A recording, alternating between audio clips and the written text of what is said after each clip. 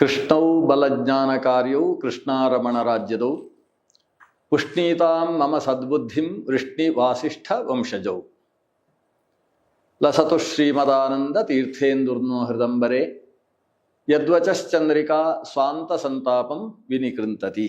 ಶ್ರೀ ಗುರುಭ್ಯೋ ನಮಃ. ನಾರಾಯಣಂ ನಮಸ್ಕೃತ್ಯ ನರಂಚೈವ ನರೋತ್ತಮಂ ದೇವೀಂ ಸರಸ್ವತೀಂ ವ್ಯಾಸಂ ತಥೋ ಜಯಮುದೀರಯೇತ್. ಗೀತಾ ಜಯಂತಿಯ ನಿಮಿತ್ತ ನಡೀತಾ ಇರುವ ಕಾರ್ಯಕ್ರಮದಲ್ಲಿ ಭಗವದ್ಗೀತೆಯ 9ನೇ ಅಧ್ಯಾಯದ ಸಂವಾದ. ಅದರಲ್ಲಿ ಯಾವುದೋ ಸಾಮಾನ್ಯ ಜನರಿಗೆ ಬರುವ ಪ್ರಶ್ನೆಗಳನ್ನು ಎತ್ತಿಕೊಂಡು ಪ್ರಶ್ನೆಗೆ ಉತ್ತರ ಕೊಡುವ ಸ್ವರೂಪದಲ್ಲಿ ರಾಜವಿದ್ಯಾ ರಾಜಗುಹ್ಯ ಯೋಗ. ರಾಜವಿದ್ಯೆ ಅಂತೇಳಿದರೆ ಚಿಕ್ಕ ವಿದ್ಯೆ ಅಲ್ಲ, ರಾಜವಿದ್ಯೆ ಅಂತೇಳಿದರೆ ಮಹಾವಿದ್ಯೆ ಅಂತ ಅರ್ಥ. ರಾಜಗುಹ್ಯ ಅಂತೇಳಿದರೆ ಅತ್ಯಂತ ರಹಸ್ಯ ಅಂತ ಅರ್ಥ. ಶ್ರೀಕೃಷ್ಣ ಈ ಅಧ್ಯಾಯದಲ್ಲಿ ನೇರ ಮಾತು ಶುರು ಮಾಡ್ತಾನೆ. ಇದಂತುತೆ ಗುಹ್ಯತಮಂ ಪ್ರವಕ್ಷ್ಯಾಮ್ಯ ಅನುಸೂಯವೇ ಅಂತ ಶುರು ಮಾಡ್ತಾನೆ. ಹಾಗಾದರೆ ಅತ್ಯಂತ ರಹಸ್ಯವಾದ ವಿದ್ಯೆಯನ್ನು ಹೇಳ್ತೇನೆ ಅಂತ. ಎಲ್ಲಿ ರಹಸ್ಯ ವಿದ್ಯೆ ಹೇಳ್ತಾನೆ ಅಲ್ಲಿ ಪ್ರಶ್ನೆಗಳು ಜಾಸ್ತಿ ಇರ್ತವೆ. ಯಾಕಂದರೆ ಅರ್ಥ ಆಗುವುದು ವಿಪರೀತ ಅರ್ಥ ಆಗುವ ಸಾಧ್ಯತೆ ಜಾಸ್ತಿ, ಅಥವಾ ಅರ್ಥ ಆಗದೇ ಇರುವ ಸಾಧ್ಯತೆಯೂ ಜಾಸ್ತಿ. ಆ ನಿಟ್ಟಿನಿಂದ ಇಲ್ಲಿ ಏನು ಸಂಶಯಗಳು ಬರ್ಬೋದು ಅನ್ನುವುದನ್ನು ಜಿಜ್ಞಾಸೆ ನಡೆಸುವುದಕ್ಕೆ ನಮ್ಮ ಪೂರ್ಣಪ್ರಜ್ಞ ವಿದ್ಯಾಪೀಠದ ವಿಶಿಷ್ಟ ವಿದ್ವಾಂಸರಾದಂತಹ ಶ್ರೀಯುತ ಮಧ್ವೇಶ ನಡಿಲ್ಲಾಯರು, ಶ್ರೀಮನ್ ಮಧ್ವಾಚಾರ್ಯರ ವಂಶಸ್ಥರು, ಸಮಗ್ರ ಸರ್ವಮೂಲಗಳನ್ನು ಕಂಠದಲ್ಲಿಟ್ಟುಕೊಂಡಿರತಕ್ಕಂಥ ವೈಶಿಷ್ಟ್ಯ ಅವರದ್ದು. ಅವರ ಮೂಲಕ ಒಂದು ಸಂವಾದವನ್ನು ನಡೆಸುವುದಕ್ಕೆ ಇಚ್ಛಿಸ್ತೇವೆ. ತಮ್ಮ ಅನಿಸಿಕೆ ಏನು ಅನ್ನೋದನ್ನು ಆರಂಭಿಸಿ. ತಪಸ್ವಾಧ್ಯಾಯ ಶ್ರೀಕೃಷ್ಣ ಪೂಜಾರ್ಥಂ ಮುನಿಂ ವಿಶ್ವೇಶಮಿಷ್ಟದ ಮುಂದೆ ಪರಿವಿರಾಟ್ ಚಕ್ರವರ್ತಿನ ನಮ್ಮ ಗುರುಗಳು ವಿಶ್ವೇಶತೀರ್ಥ ಶ್ರೀಪಾದರು ಭಗವದ್ಗೀತೆಯ ಬಗ್ಗೆ ಅವರು ರಚಿಸಿದ ಪುಟ್ಟ ಪುಸ್ತಕ ಗೀತಾ ಸಾರೋದ್ಧಾರ. ಅದರಲ್ಲಿ ಸಿಗದೇ ಇರುವ ವಿಷಯ ಇಲ್ಲ. ಅದು ಒಂದು ಬೆಂಕಿಪಟ್ಟಣ ಇದ್ದ ಹಾಗೆ ಇದೆ. ಪೂಜ್ಯ ಆಚಾರ್ಯರಿಗೆ ಮನಸ್ಸಿನಿಂದಾಗಿ ವಂದನೆಗಳನ್ನು ಸಮರ್ಪಿಸಿ ಸಂವಾದದ ರೂಪದಲ್ಲಿ ಕೆಲವು ನನ್ನ ಸಂಶಯಗಳನ್ನು ನಿಮ್ಮ ಮುಂದೆ ನಿವೇದಿಸಿಕೊಳ್ಳಬೇಕು ಅಂತ ನಾನು ಬಯಸ್ತೇನೆ. ಈ 9ನೆಯ ಅಧ್ಯಾಯದಲ್ಲಿ ಒಂದು ಮಾತು ಬರುತ್ತೆ, ಕೃಷ್ಣ ಹೇಳುವಂತಹ ಮಾತು, ಮಾಂ ಹಿ ಪಾರ್ಥ ವ್ಯಪಾಶ್ರಿತ್ಯ ಏಪಿ ಸ್ಯುಃ ಪಾಪಯೋನಯಃ ಸ್ತ್ರಿಯೋ ವೈಶ್ಯಾಃ ತಥಾ ಶೂದ್ರಾಃ ತೇಪಿ ಯಾಂತಿ ಪರಾಂ ಗತಿಂ ಕಿಂ ಪುನರ್ ಬ್ರಾಹ್ಮಣಾಃ ಪುಣ್ಯಾಃ ಭಕ್ತ ರಾಜರ್ಷಯಸ್ತಥಾ ಅಂತ. ಭಕ್ತಿಯೋಗದಿಂದ ಸಾಧನೆ ಯಾರಿಗಾಗುವುದಿಲ್ಲ ಅಂತ, ಪ್ರಪಂಚದ ಎಲ್ರಿಗೂ ಸಾಧನೆ ಆಗ್ತದೆ ಅನ್ನೋದು ತಾತ್ಪರ್ಯ. ಎಲ್ಲರಿಗೂ ಭಕ್ತಿಯಿಂದಾಗಿ ಭಗವಂತನ ಪ್ರಸಾದವು ಲಭ್ಯ ಅಂತ ಈ ತಾತ್ಪರ್ಯದಲ್ಲಿ ಕೃಷ್ಣ ಹೇಳುವಂತ ಮಾತು. ಅಲ್ಲಿ ನನ್ನ ಸಂಶಯ, ಆ ಮಾತಿನಲ್ಲಿ ಏನ್ ಅರ್ಥ ತೋರತ್ತೆ ಅಂತ ಹೇಳಿದ್ರೆ, ಪರಮಾತ್ಮನ ಭಕ್ತರು ಯಾರೇ ಇರಲಿ, ಸ್ತ್ರೀಯರಾಗಲಿ, ವೈಶ್ಯರಾಗಲಿ, ಶೂದ್ರರಾಗಲಿ, ಬ್ರಾಹ್ಮಣರಾಗಲಿ, ರಾಜರಾಗಲಿ, ಯಾರಿಗಾದರೂ ಕೂಡ ಪರಮಾತ್ಮನ ಪ್ರಸಾದ ಸಿಕ್ಕೇ ಸಿಕ್ಕತ್ತೆ ಅಂತ. ಆದ್ರೆ ಕೃಷ್ಣ ಇಷ್ಟನ್ನು ಮಾತ್ರ ಹೇಳದೆ ಮುಗಿದಿಲ್ಲ, ಒಂದು ಕೊಂಕನ್ನು ನೋಡೋದ್ರಲ್ಲಿ ಸೇರಿಸಿದ್ದಾನೆ. ಏನು ಅಂತ ಹೇಳಿದ್ರೆ, ಯಾರು ಯಾವ ಸ್ತ್ರೀಯರು, ಎಂತಹ ಸ್ತ್ರೀಯರು ಅಂತ ಹೇಳಿದ್ರೆ ಪಾಪದಿಂದ ಹುಟ್ಟಿದವರು. ಅಂದ್ರೆ ಯಾವ ಸ್ತ್ರೀಯರಿಗೂ ಮತ್ತೆ ವೈಶ್ಯರು, ಶೂದ್ರರು, ಇವರ ಜನ್ಮ ಹೇಗಾಗತ್ತೆ ಅಂತ ಹೇಳಿದ್ರೆ, ಯಾರು ಪಾಪ ಮಾಡಿದ್ದಾರೋ ಅವರು ಸ್ತ್ರೀಯರಾಗುತ್ತಾರೆ, ಅವರು ರಾಜರಾಗುತ್ತಾರೆ, ಅವರು ವೈಶ್ಯರಾಗುತ್ತಾರೆ, ಅವರು ಶೂದ್ರರಾಗುತ್ತಾರೆ. ಇಂತಹ ಪಾಪದಿಂದ ಇಂತಹ ಪಾಪ ಜನ್ಮವನ್ನು ಪಡೆದಿರುವಂತಹ ಸ್ತ್ರೀಯರು, ವೈಶ್ಯರು, ಶೂದ್ರರು ಅನ್ನುವ ಒಂದು ವಿಭಾಗವನ್ನು ಮಾಡಿ ಇವರನ್ನು ಪಾಪಯೋನಿಗಳು ಅಂತ ಕೃಷ್ಣ ಬೈದಿದ್ದಾನೆ. ಅಂತಹವರೇ ಪರಮಾತ್ಮನ ಪ್ರಸಾದವನ್ನು ಪಡೆಯುವಾಗ ಪುಣ್ಯದಿಂದ ಬ್ರಾಹ್ಮಣ ಜನ್ಮವನ್ನು ಯಾವ ಜನರು ಪಡೆದಿದ್ದಾರೋ, ಪುಣ್ಯದಿಂದಾಗಿ ರಾಜ ಜನ್ಮವನ್ನು ಯಾರು ಪಡೆದಿದ್ದಾರೋ ಅವರಿಗೆ ಪರಮಾತ್ಮ ಪ್ರಸಾದ ಸಿಗತ್ತೆ ಅನ್ನೋದ್ರಲ್ಲಿ ಸಂಶಯವೇ ಇಲ್ಲ ಅಂತ ಮಾತನ್ನ ಹೇಳಿದ್ದಾನೆ. ನನ್ನಲ್ಲಿ ಭಕ್ತರಲ್ಲಿ ಏನೇ ವ್ಯತ್ಯಾಸ ಇಲ್ಲ ಅಂತ ಹೇಳುವಂತಹ ಕೃಷ್ಣನೇ ತನ್ನಲ್ಲಿ ಭಕ್ತಿ ಮಾಡುವಂತಹ ಸ್ತ್ರೀಯರನ್ನು, ವೈಶ್ಯರನ್ನು, ಶೂದ್ರರನ್ನು ಅವರು ಪಾಪದಿಂದಾಗಿ ಇಂತಹ ಜನ್ಮ ಪಡೆದವರು ಪಾಪಿಗಳು ಅಂತ ಈ ರೀತಿಯಾಗಿ ಆಗಿದ್ರೆ ಲೋಕದ ಭೂಮಿಯಲ್ಲಿ ಯಾರ್ಯಾರು ಸ್ತ್ರೀಯರಾಗಿ ಹುಟ್ಟಿದಾರೋ. ನಿಮ್ಮ ಪ್ರಶ್ನೆ ಅರ್ಥ ಆಯ್ತು. ಎಷ್ಟು ಹೇಳಿದ್ರು ಇದೇ ವಿಷಯ ಅಲ್ವಾ? ಅಂದ್ರೆ ಕೃಷ್ಣ ಸಮಾಜವನ್ನು ಒಡೆಯುವ ಕೆಲಸ ಮಾಡಿದ್ದಾನೆ. ಸಮಾಜ ಸಂಘಟಕ ಅಂತ ಅವನಿಗೆ ಹೆಸರು. ವಿಘಟನೆ ನಡೆಯುತ್ತೆ ಅನ್ನೋದು ಪ್ರಶ್ನೆಯ ಸಾರ. ಇದು ಒಂದು ಸಂಸ್ಕೃತದ ಶ್ಲೋಕಗಳಲ್ಲಿ ಉಂಟಾಗುವ ಒಂದು ಸಮಸ್ಯೆ. ಸಂಸ್ಕೃತದ ಶ್ಲೋಕಗಳನ್ನು ಅರ್ಥ ಮಾಡಿಕೊಳ್ಳಲ್ಲಿ ಆಗುವ ಸಮಸ್ಯೆ. ಕೃಷ್ಣ ಆರಂಭದಿಂದ ಏನು ಹೇಳಿದ್ದಾನೆ ಅನ್ನುವುದನ್ನು ಮನಸ್ಸಿನಲ್ಲಿ ಇಟ್ಟುಕೊಂಡು ಆ ಶ್ಲೋಕವನ್ನು ಗ್ರಹಣ ಮಾಡಬೇಕಾದ್ದು ಮುಖ್ಯ. ಮೂಲಭೂತವಾದ ವಿಷಯಕ್ಕೆ ಬರೋಣ. ಯಾಕಂದರೆ ವಿದ್ವಾಂಸರ ಪ್ರಪಂಚದಲ್ಲಿ ಇದಕ್ಕೆ ಸಿಕ್ಕಾಬಟ್ಟೆ ಚಿಂತನೆ ತಮಗೂ ಗೊತ್ತಿರುವಂಥದ್ದೇ. ಆದರೆ ಇವತ್ತು ಸಮಾಜದಲ್ಲಿ ಇಂಥ ಒಂದು ಪ್ರಶ್ನೆ ಉಂಟು ಅನ್ನೋದನ್ನು ನೀವು ಆರಂಭದಲ್ಲೇ ಎತ್ತಿಕೊಂಡ್ರಿ. ಪಾಪಯೋನಯ ಅನ್ನೋ ಶಬ್ದಕ್ಕೆ ಅರ್ಥ ಏನು ಅನ್ನೋದು ವಿಮರ್ಶೆ. ಆ ಶಬ್ದವನ್ನು ಪಾಪ ಮಾಡಿ ಹುಟ್ಟಿದವರು ಅನ್ನುವ ಅರ್ಥವನ್ನು ತಾವು ಹೇಳಿದ್ರಿ. ಅವಶ್ಯ ಗ್ರಹಣ ಮಾಡೋಣ. ನಿಜವಾಗಿ ಅರ್ಥ ಏನು? ಪಾಪವೇ ಯೋನಿಯಾಗಿ ಉಳ್ಳವರು. ಯೋನಿ ಅಂದರೆ ಕಾರಣ ಅನ್ನೋದು ಶಾಸ್ತ್ರ ಯೋನಿತ್ವಾದಿತ್ಯಾದಿಗಳಲ್ಲಿ ಪ್ರಸಿದ್ಧವಾದ ಶಬ್ದ. ಅದು ಬಿಟ್ಟು ಸ್ತ್ರೀ ಜನ್ಮವೇ ಪಾಪ ಯೋನಿ ಆ ಅರ್ಥವನ್ನು ಮಾಡಿದರೆ ಅದು ತಪ್ಪು. ಅದನ್ನು ತಾವು ಹೇಳಲಿಲ್ಲ. ಪಾಪದಿಂದಾಗಿ ಹುಟ್ಟಿದವರು ಅನ್ನೋ ಅರ್ಥ ಹೇಳಿದ್ರಿ. ಎಲ್ಲ ವ್ಯಾಖ್ಯಾನಕಾರರು ಆ ಅರ್ಥವನ್ನು ಹೇಳಿದ್ದಾರೆ. ಇದರಲ್ಲಿ ಮಾಡಿ ಸಮಸ್ಯೆಯಲ್ಲಿ ಆಗ್ತಾ ಇರುವುದು ಅಂದರೆ ಸ್ತ್ರೀಯ ವೈಶ್ಯಾಹ ತಥಾ ಶೂದ್ರಾಹ ಅಂತ ಹೇಳಿದ ಈ 3 ವಿಭಾಗದ ಜನಕ್ಕೆ ಪಾಪ ಯೋನಿಗಳು ಅಂದರೆ ಪಾಪದಿಂದ ಅವರು ಹುಟ್ಟಿದವರು ಅಂತ ಮಾಡಿದರೆ, ಅರ್ಥಾತ್ ಯಾವ ಯಾವ ಸ್ತ್ರೀಯರಿದ್ದಾರೋ ಅವರೆಲ್ಲ ಪಾಪದಿಂದ ಹುಟ್ಟಿದವರು ಅನ್ನೋ ಅರ್ಥ ಮಾಡಿದರೆ ಅದು ಕೃಷ್ಣನ ಅಭಿಪ್ರಾಯ ಅಲ್ಲ. ಮತ್ತೇನು? ಪಾಪಯೋನಯ ಸ್ತ್ರೀಯ ಪಾಪಯೋನಯ ಶೂದ್ರಾಹ. ನಿಜವಾಗಿ ಶಬ್ದದ ಅರ್ಥ ಕೇಳಿದ ಕೂಡಲೇ ನಮ್ಗೆ ಅರ್ಥ ಆಗುವುದು ಹೇಗೆ ಅಂತ ಹೇಳಿದ್ರೆ, ಹೇ ಪಾರ್ಥ ಮಾಂ ಹಿ ಪಾರ್ಥ ವ್ಯಪಾಶ್ರಿತ್ಯ ಏಪಿ ಸ್ಯು ಪಾಪಯೋನಯ. ಯಾರು ಪಾಪ ಮಾಡಿ ಹುಟ್ಟಿದಂತಹ ವ್ಯಕ್ತಿಗಳು, ಅರ್ಥಾತ್ ತುಂಬ ಕಷ್ಟದಲ್ಲಿ, ಕುಷ್ಠರೋಗ ಇರ್ಬೋದು, ಜನ್ಮಾಂತರದ ಪಾಪ ಸಂಸೂಚನೆ ಮಾಡತಕ್ಕಂತಹ ಯಾವುದೋ ಶಾರೀರಿಕವಾದಂತಹ ವೈಕಲ್ಯದಿಂದ ಅಂಗವಿಕಲರಾಗಿ ಹುಟ್ಟಿದವರಿರ್ಬೋದು, ಅಂಥವರು ಅದು ಪಾಪಯೋನಯ ಪ್ರತ್ಯೇಕ. ಸ್ತ್ರೀಯ ಅನ್ನೋದಕ್ಕೆ ವಿಶೇಷಣ ಅಲ್ಲ. ಏಪಿಸ್ಯು ಪಾಪಯೋನಯ. ಯಾಕಂದ್ರೆ ಅಲ್ಲಿ ಏಪಿಸ್ಯು ಅಂತ ಒಂದು ಬಂತ. ಆಮೇಲೆ ತೇಪಿಯಾಂತಿ ಸ್ತ್ರೀಯೋ ವೈಶ್ಯಾಸ್ ತಥಾ ಶೂದ್ರಾಹ ತೇಪಿಯಾಂತಿ ಪರಾಂಗತಿ ಅಂತ ಪ್ರತ್ಯೇಕ ಹೇಳ್ತಾರೆ. ಸ್ತ್ರೀಯರು, ವೈಶ್ಯರು, ಶೂದ್ರರು ಅವರೆಲ್ಲರೂ ಪರಮಗತಿಯನ್ನು ಹೊಂತಾರೆ. ಪಾಪಯೋನಿಗಳು ಕೂಡ ಪರಮಗತಿಯನ್ನು ಹೊಂತಾರೆ. ಆ ಪಾಪಯೋನಯ ಅನ್ನುವುದನ್ನು ಮುಂದಿದ್ದಕ್ಕೆ ವಿಶೇಷಣವನ್ನಾಗಿ ಗ್ರಹಿಸಬೇಕಾದ ಅವಶ್ಯಕತೆ ಇಲ್ಲ. ನಮಗೆ ಕೃಷ್ಣನಲ್ಲಿ ದೋಷ ಕಾಣಬೇಕು ಅನ್ನುವ ಅಭಿಪ್ರಾಯವಿದ್ದಾಗ ಅದನ್ನು ವಿಶೇಷಣವನ್ನಾಗಿ ಪರಿಗ್ರಹಿಸ್ತೇವೆ. ವಸ್ತುತಃ ಕೃಷ್ಣನ ಮಾತಿಗೆ ಆ ಅಭಿಪ್ರಾಯ ಕಾಣಿಸುವುದಿಲ್ಲ. ಆದರೆ ಇನ್ನೊಂದು ವಿಶೇಷತೆ ಇದೆ. ಪಾಪಯೋನಯ ಸ್ತ್ರೀಯ ಪಾಪಯೋನಯ ಅಂತ ಹೇಳುವಂತಹದ್ದು ಸರಿಯೇ.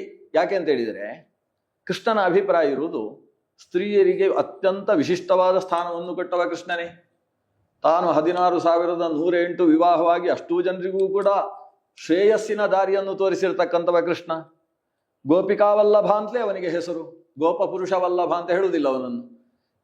ಕುಬ್ಜೆಯನ್ನು ಕೂಡ ಆಕೆಯ ಈ ಕೆಟಕರಿಯಲ್ಲಿ ಯಾವ ವಿಭಾಗದಲ್ಲಿ ಸೇರ್ತಾಳೆ ಅಂತ ಗೊತ್ತಿಲ್ಲ, ಅಂತಹ ಕುಬ್ಜೆಯನ್ನು ಉದ್ಧರಿಸಿದವ. ಆದ್ರಿಂದ ಕೃಷ್ಣನ ವಿಷಯದಲ್ಲಿ ಯಾಧಸ್ಯಾಚರಣಂ ಧ್ರುವಸ್ಯ ಚ ಭಯಃ ವಿದ್ಯಾ ಗಜೇಂದ್ರಸ್ಯ ವಾ ಕಾ ಜಾತಿರು ವಿದುರಸ್ಯ ಯಾದವ ಪತೇಹೆ ಉಗ್ರಸ್ಯ ಕಿಂ ಪೌರುಷಂ ಕುಬ್ಜಾಯಾಹ ಕಮನೀಯ ರೂಪಮಧಿಕಂ ಕಿಂ ತತ್ಸುಧಾಮ್ನೋಧನಂ ಭಕ್ತ್ಯಾ ತುಷ್ಯತಿ ಕೇವಲಂ ನತು ಗುಣೈಹಿ ಭಕ್ತಿ ಪ್ರಿಯ ಕೇಶವ. ಅವ ಸಮಾಜದಲ್ಲಿ ಯಾರು ಯಾವ ಅಂತಸ್ತಿನವರು ನೋಡಲಿಲ್ಲ. ತನ್ನ ಸೋದರ ಮಾವ ಅಂತ ಅವನನ್ನು ಹತ್ತಿರಕ್ಕೂ ತಗೊಳ್ಳಿಲ್ಲ. ಅವರವರ ಯೋಗ್ಯತೆ ಏನಿದೆ, ಅವರವರು ಯಾವ ಭಕ್ತಿ ಮಾಡ್ತಾರೆ, ಯಾವ ದೌಷ್ಟ್ಯ ಇದೆ, ಅವರವರ ಆ ಅರ್ಹತೆಯನ್ನು ಗಮನಿಸಿಕೊಂಡು ಶಿಕ್ಷೆ ಕೊಡಬೇಕಾದಲ್ಲಿ ಶಿಕ್ಷೆ ಕೊಟ್ಟವ. ಅಂತಹ ಭಗವಂತ ಕೃಷ್ಣ ಸ್ತ್ರೀಯ ಅವರು ಪಾಪಯೋನಿಗಳು ಅಂತ ಹೇಳೋ ಉದ್ದೇಶ ಇಲ್ಲ. ಪಾಪದ ಕಾರಣದಿಂದಲೇ ಸ್ತ್ರೀಯರಾಗಿ ಹುಟ್ಟಿದವರು. ಶ್ರೀಮದ್ ರಾಘವೇಂದ್ರ ತೀರ್ಥರು ಅದಕ್ಕೆ ಏನು ವ್ಯಾಖ್ಯಾನ ಮಾಡ್ತಾ ಇದ್ದಾರೆ? ಗೀತಾ ವಿವೃತಿಯಲ್ಲಿ ಯಾವ ಪುರುಷನು ಪಾಪ ಮಾಡಿದ ಕಾರಣದಿಂದ ಸ್ತ್ರೀಯಾಗಿ ಹುಟ್ಟಿದ್ದಾನೆ, ಹಾಗೆ ಅಂತೇಳಿ ಸ್ತ್ರೀಯರೆಲ್ಲರೂ ಕೂಡ ಪಾಪ ಮಾಡಿಯೇ ಹುಟ್ಟಿದವರು ಅಂತ ಅರ್ಥ ಅಲ್ಲ. ದ್ರೌಪದಿ ದೇವಿ ಎಂತಹ ಎತ್ತರದ ಸ್ತ್ರೀಯರನ್ನು ನಾವು ಇತಿಹಾಸದಲ್ಲಿ ಕಾಣ್ತೇವೆ. ಬೆಳಗ್ಗೆ ಎದ್ದ ಕೂಡಲೇ ಅಹಲ್ಯ, ದ್ರೌಪದಿ, ಸೀತಾ, ತಾರಾ, ಮಂಡೋದರಿ ತಥಾ ಅಂತ ಸ್ತ್ರೀಯರನ್ನು ನಮಿಸ್ತೇವೆ. ತಾಯಿಗೆ ಕೊಟ್ಟ ಸ್ಥಾನ ಮತ್ತೊಬ್ಬ ಯಾವ ವ್ಯಕ್ತಿಗೂ ಪ್ರಪಂಚದಲ್ಲಿ ಸಿಗುವುದಿಲ್ಲ ಅನ್ನುವಷ್ಟು ಎತ್ತರದ ವಿಷಯ ಇದೆ. ಅದರಿಂದ ಸ್ತ್ರೀಯ ಸರ್ವೇಪಿ ನಾ ಪಾಪಯೋನಯ ಏ ಪಾಪಯೋನಯ ಸ್ತ್ರೀಯ ಅಂಥವರು ಕೂಡ ಉದ್ಧಾರವಾಗ್ತಾರೆ ಭಕ್ತಿ ಯೋಗದಿಂದ. ಅದಕ್ಕೆ ಇತಿಹಾಸದಲ್ಲಿ ಬಹಳಷ್ಟು ಶಬರಿ ಮೊದಲಾದಂತಹ ಅನೇಕ ದೃಷ್ಟಾಂತಗಳಿದ್ದಾವೆ. ಎತ್ತರದ ವ್ಯಕ್ತಿತ್ವ ಇದ್ದು ಪಾಪ ಮಾಡಿ ಹೆಣ್ಣಾಗಿ ಹುಟ್ಟಿ ಕಷ್ಟಪಟ್ಟಂತಹ ಹೆಣ್ಣು ಮಕ್ಕಳ ಅನೇಕ ದೃಷ್ಟಾಂತ ಇದೆ. ಅವರನ್ನಿಟ್ಟುಕೊಂಡು ಸ್ತ್ರೀಯ ವೈಶ್ಯಾಹ ಶೂದ್ರಾಹ ಅನ್ನುವ ಶಬ್ದವನ್ನು ಬಳಸಿದ್ದಾನೆ ಹೊರತು ಶೂದ್ರರು ವೈಶ್ಯರು ಎಲ್ಲರೂ ಪಾಪಯೋನಿಗಳು ಅನ್ನುವುದು ಕೃಷ್ಣನ ಅಭಿಪ್ರಾಯ ಅಲ್ಲ. ಹಾಗಿದ್ದ ಪಕ್ಷದಲ್ಲಿ ಎಂತಹ ಶೂದ್ರರು ಎಂತಹ ವೈಶ್ಯರು ಎಲ್ಲರನ್ನೂ ಉದ್ಧರಿಸಿದ್ದಾನೆ. ಇನ್ನೊಂದು ಅಂಶ ಮುಖ್ಯವಾದದ್ದು, ಸಮಾಜದಲ್ಲಿ ಸ್ತ್ರೀ ವೈಶ್ಯ ಶೂದ್ರ ಬ್ರಾಹ್ಮಣ ಕ್ಷತ್ರಿಯ ಈ ವಿಭಾಗ ಶಾಶ್ವತವಾದದ್ದು ಅನ್ನೋದು ಕೃಷ್ಣನ ಅಭಿಪ್ರಾಯ ಇದೆ. ಆ ವಿಭಾಗದಲ್ಲಿ ಯಾರೂ ಗಲಾಟೆ ಮಾಡುವ ಹಾಗಿಲ್ಲ. ಚಾತುರ್ವರ್ಣ್ಯಮಯ ಸೃಷ್ಟಂ ಗುಣಕರ್ಮ ವಿಭಾಗಶಃ. ಅದಿಲ್ಲದೆ ಹೋದರೆ ಈ ಶಬ್ದದ ವಿಭಾಗದ ಶಬ್ದಗಳನ್ನು ಕೃಷ್ಣ ಬಳಸ್ತಾನೆ ಇರಲಿಲ್ಲ.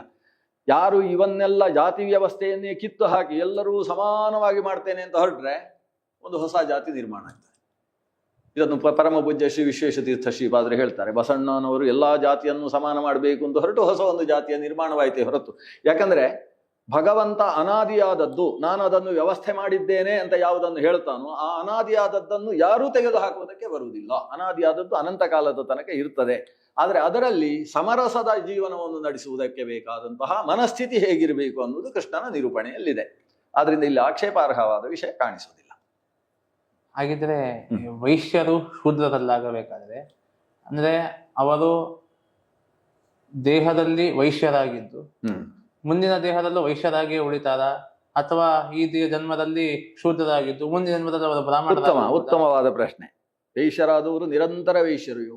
ನಮ್ಮ ಸಿದ್ಧಾಂತ ಏನು ಹೇಳ್ತದೆ ಅಂದ್ರೆ, ಸ್ವತಃ ಶಂಕರಾಚಾರ್ಯರು ಏನು ಹೇಳ್ತಾರೆ ಅಂತ, ಸಮಗ್ರ 3 ಮತದಲ್ಲೂ ಸಮಾನವಾದ ಅಂಶ ಇದೆ. ಏನಂದ್ರೆ ವೃಕ್ಷಗಳೂ ಜೀವಗಳು. ಈಗ ವೃಕ್ಷಗಳಾಗಿ ಹುಟ್ಟಿದಂತಹ ಚೇತನ ಯಾವುದೋ ಪಾಪಕರ್ಮದಿಂದ ಕೆಲವೊಂದು ವೃಕ್ಷವಾಗಿ ಹುಟ್ಟಿರ್ತದೆ, ಯಾವುದೋ ಪುಣ್ಯ ವಿಶೇಷದಿಂದ ಯಾಜ್ಞೀಯ ವೃಕ್ಷವಾಗಿ ಆ ವೃಕ್ಷವೇ ಒಂದು ಪ್ರತಿಮೆಯಾಗಿ ಅದು ಪೂರಿ ಜಗನ್ನಾಥನಲ್ಲಿ ಪೂಜೆ ಆಗಬಹುದು. ಅಂತೂ ವೃಕ್ಷವಾಗುವುದಕ್ಕೆ ಒಂದು ಕರ್ಮ ಕಾರಣವಾಗಿರುತ್ತದೆ. ವೃಕ್ಷವಾಗಿದ್ದಾಗ ಅದು ಕರ್ಮ ಮಾಡುವುದಿಲ್ಲ. ಆ ಕರ್ಮ ನಿಮಿತ್ತವಾಗಿ ವೃಕ್ಷವಾಗಿ ಹುಟ್ಟಿದವ ಯಾವತ್ತಾದರೂ ತನ್ನ ಕರ್ಮವನ್ನು ಸವೆಸಿಕೊಂಡ ಮೇಲೆ ಮತ್ತೆ ಪುನಃ ಅವನ ಮನುಷ್ಯ ಜನ್ಮವೋ ಅಥವಾ ಹಂದಿ ನಾಯಿ ಜನ್ಮವೋ ಅವನು ಪಡೆಯಲೇಬೇಕಾಗ್ತದೆ. ಯಾವುದು ಸ್ಥಾವರ ಜೀವ ಅದು ಜಂಗಮ ಜೀವವಾಗಿ ಹುಟ್ಟುತ್ತದೆ. ಜಂಗಮ ಜೀವದಲ್ಲೂ ಎತ್ತರದ ವ್ಯಕ್ತಿತ್ವ ಅಂದರೆ 2 ಕಾಲು ಮತ್ತು 5 ಬೆರಳುಗಳುಳ್ಳಂತಹ ಮಾನುಷವಾದ ಚೇತನಕ್ಕೆ ಮನುಷ್ಯ ಜನ್ಮ ದೊಡ್ಡದು ಅಂತ ದಾಸರು ಹೇಳ್ತಾರೆ.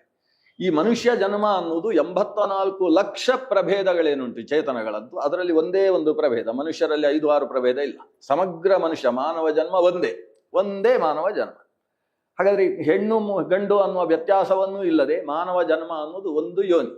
ಅದರಲ್ಲಿ ಬ್ರಾಹ್ಮಣ, ಕ್ಷತ್ರಿಯ, ವೈಶ್ಯ, ಶೂದ್ರ ಅನ್ನೋದು ಏನಿದೆ ಅದು ಸ್ವಭಾವಕ್ಕೆ ಸಂಬಂಧಪಟ್ಟಂತಹ ಮೂಲಭೂತ ಧರ್ಮ. ಶ್ರೀಮನ್ ಮಧ್ವಾಚಾರ್ಯರು ಸ್ಪಷ್ಟ ಹೇಳ್ತಾರೆ, ಸ್ವಾಭಾವಿಕೋ ಬ್ರಾಹ್ಮಣಾದಿಹಿ ಶಮಾದ್ಯೈರೇವ ಭಿದ್ಯತೆ. ಅದು ಸ್ವಭಾವಕ್ಕೆ ಸಂಬಂಧಪಟ್ಟದ್ದು ಬ್ರಾಹ್ಮಣ್ಯ ಇತ್ಯಾದಿಗಳು. ಇದನ್ನೇ ವರ್ಣ ಅಂತ ಕರೆಯುವುದು. ಆದರೆ ಲೋಕದಲ್ಲಿ ಸ್ವಭಾವ ಯಾವುದು ಅನ್ನೋ ವ್ಯವಸ್ಥೆಯನ್ನು ಯಾರೂ ತಿಳ್ಕೊಳ್ಳಿಕ್ಕೆ ಸಾಧ್ಯ ಇಲ್ಲ. ಅಂತಹ ಅತಿಮಾನುಷವಾದಂತಹ ಶಕ್ತಿ ಇರತಕ್ಕಂಥದ್ದು ಎತ್ತರದ ಆಚಾರ್ಯ ಪುರುಷರಿಗೆ ಹೊರತು ಮನುಷ್ಯನಿಗಿಲ್ಲ. ಹಾಗಾದ್ರೆ ಮಾನುಷ ವ್ಯವಸ್ಥೆಯಲ್ಲಿ ಏನು ಮಾಡುವುದು? ಅದಕ್ಕೋಸ್ಕರ ಜಾತಿ ಅನ್ನುವ ವ್ಯವಸ್ಥೆ ಇವತ್ತು ಪ್ರಪಂಚದಲ್ಲಿ ಇರತಕ್ಕಂಥದ್ದು. ಅದು ಕೇವಲ ಭಾರತದಲ್ಲಿ ಅಲ್ಲ, ಎಲ್ಲ ಪ್ರದೇಶದಲ್ಲೂ ಕೂಡ ಅದು ಯಾವ ಧರ್ಮವನ್ನು ಅನುಷ್ಠಾನ ಮಾಡುವವರ ಮಧ್ಯದಲ್ಲೂ ಜಾತಿ ಅನ್ನುವ ಶಬ್ದ ಇಲ್ಲದೆ ಹೋದರೂ ಕೂಡ ಅವರಲ್ಲಿ ತರತಮ ಭಾವ ಅನ್ನೋದು ಸಮಾಜದಲ್ಲಿ ಇದ್ದೇ ಇದೆ.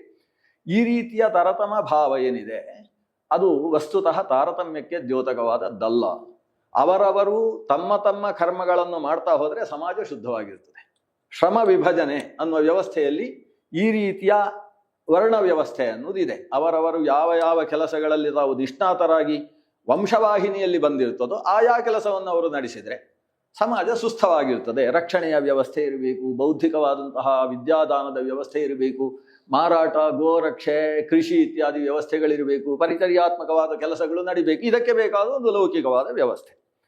ಆ ವ್ಯವಸ್ಥೆಯಲ್ಲಿರ್ತಕ್ಕಂಥ ವ್ಯಕ್ತಿ ತನ್ನ ಧರ್ಮವನ್ನು ಚೆನ್ನಾಗಿ ಲೋಕದಲ್ಲಿ ದೇವರನ್ನು ಕಾಣ್ತಾ ಮಾಡ್ತಾನೆ ಅಂತ ಆದರೆ ಏನು ಅದಕ್ಕೆ ಮಾತು? ಧರ್ಮ ಅಂದರೆ ಯಾವುದು? ಸ್ವವಿಹಿತ ವೃತ್ಯ ಭಕ್ತಿಯ ಭಗವದಾರಾಧನಂ. ಆ ರೀತಿಯಲ್ಲಿ ಆತ ತನ್ನ ಕರ್ಮಗಳನ್ನು ಮಾಡ್ತಾನೆ ಅಂತ ಆದರೆ ಆವಾಗ ಅವನು ಉತ್ಕೃಷ್ಟವಾದ ಸ್ಥಾನವನ್ನು ಪಡಿತಾನೆ. ಅಂದರೆ ಇವತ್ತು ವೈಶ್ಯನಾಗಿದ್ದವ ನಾಳೆ ಯಾವ ಧರ್ಮದಲ್ಲಿ ಹೆಚ್ಚು, ಯಾವ ವರ್ಣದಲ್ಲಿ ಆತ ಇದಕ್ಕಿಂತ ಹೆಚ್ಚು ಸಾಧನೆ ಮಾಡುವುದಕ್ಕೆ ಸಾಧ್ಯವೋ ಅದು ವೈಶ್ಯನಿಗಿಂತ ಹೆಚ್ಚು ಶೂದ್ರ ಜನ್ಮದಲ್ಲಿ ಸಾಧ್ಯ ಆದರೆ ಅದನ್ನು ಪಡಿತಾನೆ. ಅದಕ್ಕಿಂತ ಹೆಚ್ಚು ಬ್ರಾಹ್ಮಣನಾಗಿ ಸಾಧ್ಯ ಇಲ್ಲ, ಕ್ಷತ್ರಿಯನಾಗಿ ಸಾಧ್ಯ ಅಂದರೆ ಅಂಥದ್ದನ್ನು ಪಡಿತಾನೆ. ಅವನು ವೈಶ್ಯನಾಗಿಯೇ ಹುಡ್ತಾನೆ. ಅಂದರೆ ಆ ವ್ಯಕ್ತಿತ್ವ ವೈಶ್ಯವೇ ಅನ್ನೋದಿಲ್ಲ, ಶೂದ್ರವೇ ಅನ್ನೋದಿಲ್ಲ. ಅವರವರ ಸಾಧನೆ ಆಯಾ ಜನ್ಮದಲ್ಲಿ ಎಷ್ಟೆಷ್ಟು ಪರೋಪಕಾರಕವಾಗಿ ಸ್ವಾರ್ಥ ತ್ಯಾಗ ಮಾಡಿ ಭಗವತ್ ಚಿಂತನೆಯ ಕೆಲಸವನ್ನು ಮಾಡಿರ್ತಾರೋ ಅದಕ್ಕೆ ಅನುಗುಣವಾಗಿ ಉತ್ಕೃಷ್ಟವಾದಂತಹ ಯೋನಿಯನ್ನು ಪಡಿತಾ ಹೋಗ್ತಾರೆ ಅನ್ನೋದು ಶಾಸ್ತ್ರ ಧರ್ಮ. ಮತ್ತೆ ಬೇರೆ ಪ್ರಶ್ನೆ, ಇದು ಸಾಕು, ಬೇರೆ ಏನಾದ್ರು ವಿಷಯ?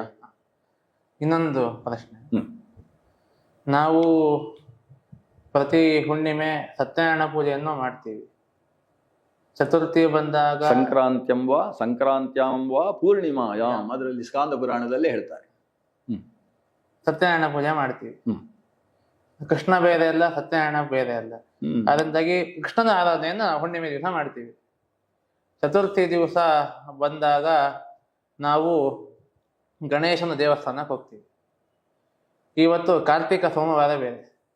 ಸೊ ಸೋಮವಾರ ಬಂದಾಗಂತೂ ಶಿವನ ದೇವಸ್ಥಾನಕ್ಕೆ ನಾವು ತಪ್ಪಿಸುವುದೇ ಇಲ್ಲ. ಅದಕ್ಕಿಂತ ಹೆಚ್ಚು ಬಸವನ ಗುಡಿಗೆ ಹೋಗ್ತೀವಿ. ಮಂಗಳವಾರ ಬಂದಾಗ ನಮ್ಮ ಮನೆಯಲ್ಲಿದ್ದ ಹೆಣ್ಣು ಮಕ್ಕಳು ಬೇರೆ ಬೇರೆ ದೇವಸ್ಥಾನಕ್ಕೆ ಹೋಗ್ತಾರೆ, ಚಂಡಿಕಾರಾಧನೆ ಮಾಡ್ತಾರೆ. ನಾವು ಎಲ್ಲ ದೇವರನ್ನು ಕೂಡ ಸಮಾನವಾಗಿ ನಂಬುವುದು. ಆದ್ರೆ ನಂಗೆ ಸಂಶಯ ಯಾವಾಗ ಬಂದಿದ್ದಂದ್ರೆ ಕೃಷ್ಣವನ್ನು ಮಾತನ್ನು ಹೇಳ್ತಾನೆ. ಏನಂತ ಹೇಳಿದ್ರೆ, ಅನೇಕ ವಿಧವಾದ ಭಕ್ತರು ಅನೇಕ ವಿಧವಾದ ದೇವತೆಗಳ ಸೇವೆಯನ್ನ ಮಾಡ್ತಾರೆ. ಆದರೆ ಎಲ್ಲ ಭಕ್ತರು ಕೂಡ ಒಳ್ಳೆಯ ಗತಿಯನ್ನ ಪಡೆಯುವುದಿಲ್ಲ. ನನ್ನ ಭಕ್ತರು ಮಾತ್ರ, ನನ್ನನ್ನು ಮಾತ್ರ ಯಾರು ಆರಾಧನೆ ಮಾಡ್ತಾರೋ ಅವರು ಮಾತ್ರ ಒಳ್ಳೆಯ ಗತಿಯನ್ನ ಆ ಪಡಿತಾರೆ. ಶ್ಲೋಕ ಓದಿ. ಏಪ್ಯನ್ಯ ದೇವತಾ ಭಕ್ತಾಃ ಯಜಂತೆ ಶ್ರದ್ಧಯಾನ್ವಿತಾಃ ತೇಪಿ ಮಾಮೇವ ಕೌಂತೆಯ ಯಜಂತಿ ಅವಿಧಿಪೂರ್ವಕಂ ನತು ಮಾಂ ಅಭಿಜಾನಂತಿ ತತ್ವೇನ ಅತಶ್ಚವಂತಿತೆ. ನೀವು ಹೇಳಿದ ಪ್ರಶ್ನೆ ಅಲ್ಲಿಲ್ಲ. ನೀವೇನು ಹೇಳಿದ್ರಿ? ಕೃಷ್ಣನ ಮೇಲೆ ಆಕ್ಷೇಪ ಏನು ಹೇಳಿದ್ರಿ? ಬೇರೆ ಬೇರೆಯವರನ್ನು ಪೂಜೆ ಮಾಡಿದ್ರೆ ಬೇರೆ ಬೇರೆ ದೇವತೆಗಳನ್ನ ಪಡೆದ ಅವರಿಗೆ ಅಂಥ ವಿಶೇಷ ಪ್ರಾಪ್ತಿ ಇಲ್ಲ. ತತಃ ತತ್ವೇನ ಚವಂತಿ ಚವಂತಿ ತತ್ವೇನ ತಶ್ಚವಂತಿ, ತತ್ವದಿಂದ ಅವರು ಜಾರಿ ಬೀಳ್ತಾರೆ. ಸದ್ಗತಿಯನ್ನು ನನ್ನನ್ನು ಪೂಜೆ ಮಾಡಿದ್ರೆ ಸರಿಯಾಗ್ತದೆ ಹಾಗೆ ಹೇಳಿಲ್ಲ ಕೃಷ್ಣ. ಕೃಷ್ಣ ಏನ್ ಹೇಳಿದ? ಯಾರು ಯಾರು ಯಾರನ್ನೇ ಪೂಜೆ ಮಾಡ್ಲಿ ಅವ್ರು ನಿಜವಾಗಿ ನನ್ನನ್ನೇ ಪೂಜೆ ಮಾಡ್ತಾನೆ ಅಂತ ಹೇಳಿ ಅಲ್ವಾ? ಕೃಷ್ಣನ ಮಾತಿರುವುದು ಹೇಗೆ? ಆ ಶ್ಲೋಕದಲ್ಲಿ ಸ್ಪಷ್ಟವಾಗಿರುವುದು ತೇಪಿ ಮಾಮೇವ ಕೌಂತೆಯ ತೇಪಿ ಮಾಮೇವ ಕೌಂತೆಯ ಯಜಂತಿ. ಹಾಗಾದ್ರೆ ಕೃಷ್ಣನ ಇಡೀ ಗೀತೆಯ ಒಂದು ಪರಮ ಮುಖ್ಯವಾದ ಮರ್ಮದ ವಿಷಯಕ್ಕೆ ನೀವು ಪ್ರಶ್ನೆಯನ್ನು ತಂದಿಟ್ರಿ. ಇಡೀ ಗೀತೆಯ ಮರ್ಮ ಏನು ಅಂದ್ರೆ, ಒಬ್ಬ ದೇವ, ದೇವತೆಗಳು ಹಲವು. ಏಕೋ ದೇವ ಸರ್ವಭೂತೇಷು ಗೂಢ. ಸರ್ವಭೂತಗಳು ಅಂತ ಹೇಳಿದರೆ ಸರ್ವ ದೇವತೆಗಳು, ಸರ್ವ ದೇವತೆಗಳು, ಸರ್ವ ಜನರು, ಸರ್ವ ಪ್ರಾಣಿಗಳು, ಸರ್ವ ವೃಕ್ಷಗಳು, ಅವೆಲ್ಲವುಗಳಲ್ಲೂ ಗೂಢನಾಗಿದ್ದಾನೆ ಒಬ್ಬನೇ ಒಬ್ಬ ದೇವ. ದೇವ ಒಬ್ಬ, ದೇವತೆಗಳು ಹಲವು. ದೇವ ಅಂದರೆ ಸರ್ವೋತ್ಕೃಷ್ಟ. ಎಲ್ಲ ದೇವತೆಗಳನ್ನು ಕೂಡ ನೂಲು ಹಿಡಿದು ಆಟ ಆಡಿಸ್ತಕ್ಕಂತಹ ವ್ಯಕ್ತಿಯ ಹಾಗೆ, ಗೊಂಬೆಗಳನ್ನು ಆಟ ಆಡಿಸುವ ಸೂತ್ರಧಾರ ಇರ್ತಾನೆ, ಅವರ ಹಾಗೆ ಎಲ್ಲವನ್ನೂ ಕೂಡ ನಡೆಸತಕ್ಕಂಥ ಒಬ್ಬನೇ ದೇವನಿದ್ದಾನೆ. ಹಾಗಾಗಿ ನೀವು ಯಾವ ದೇವತೆಗಳನ್ನು ಬೇಕಾದರೂ ಪೂಜೆ ಮಾಡಿ. ಆದರೆ ಒಂದು ನಿಮ್ಮಲ್ಲಿ ಎಚ್ಚರದ ಜ್ಞಾನ ಏನಿರಬೇಕು ಅಂತ ಹೇಳಿದರೆ, ಆಯಾ ದೇವತೆಗಳನ್ನೆಲ್ಲ ನಿಯಂತ್ರಿಸುವ ಒಂದು ಶಕ್ತಿ ಇದೆ.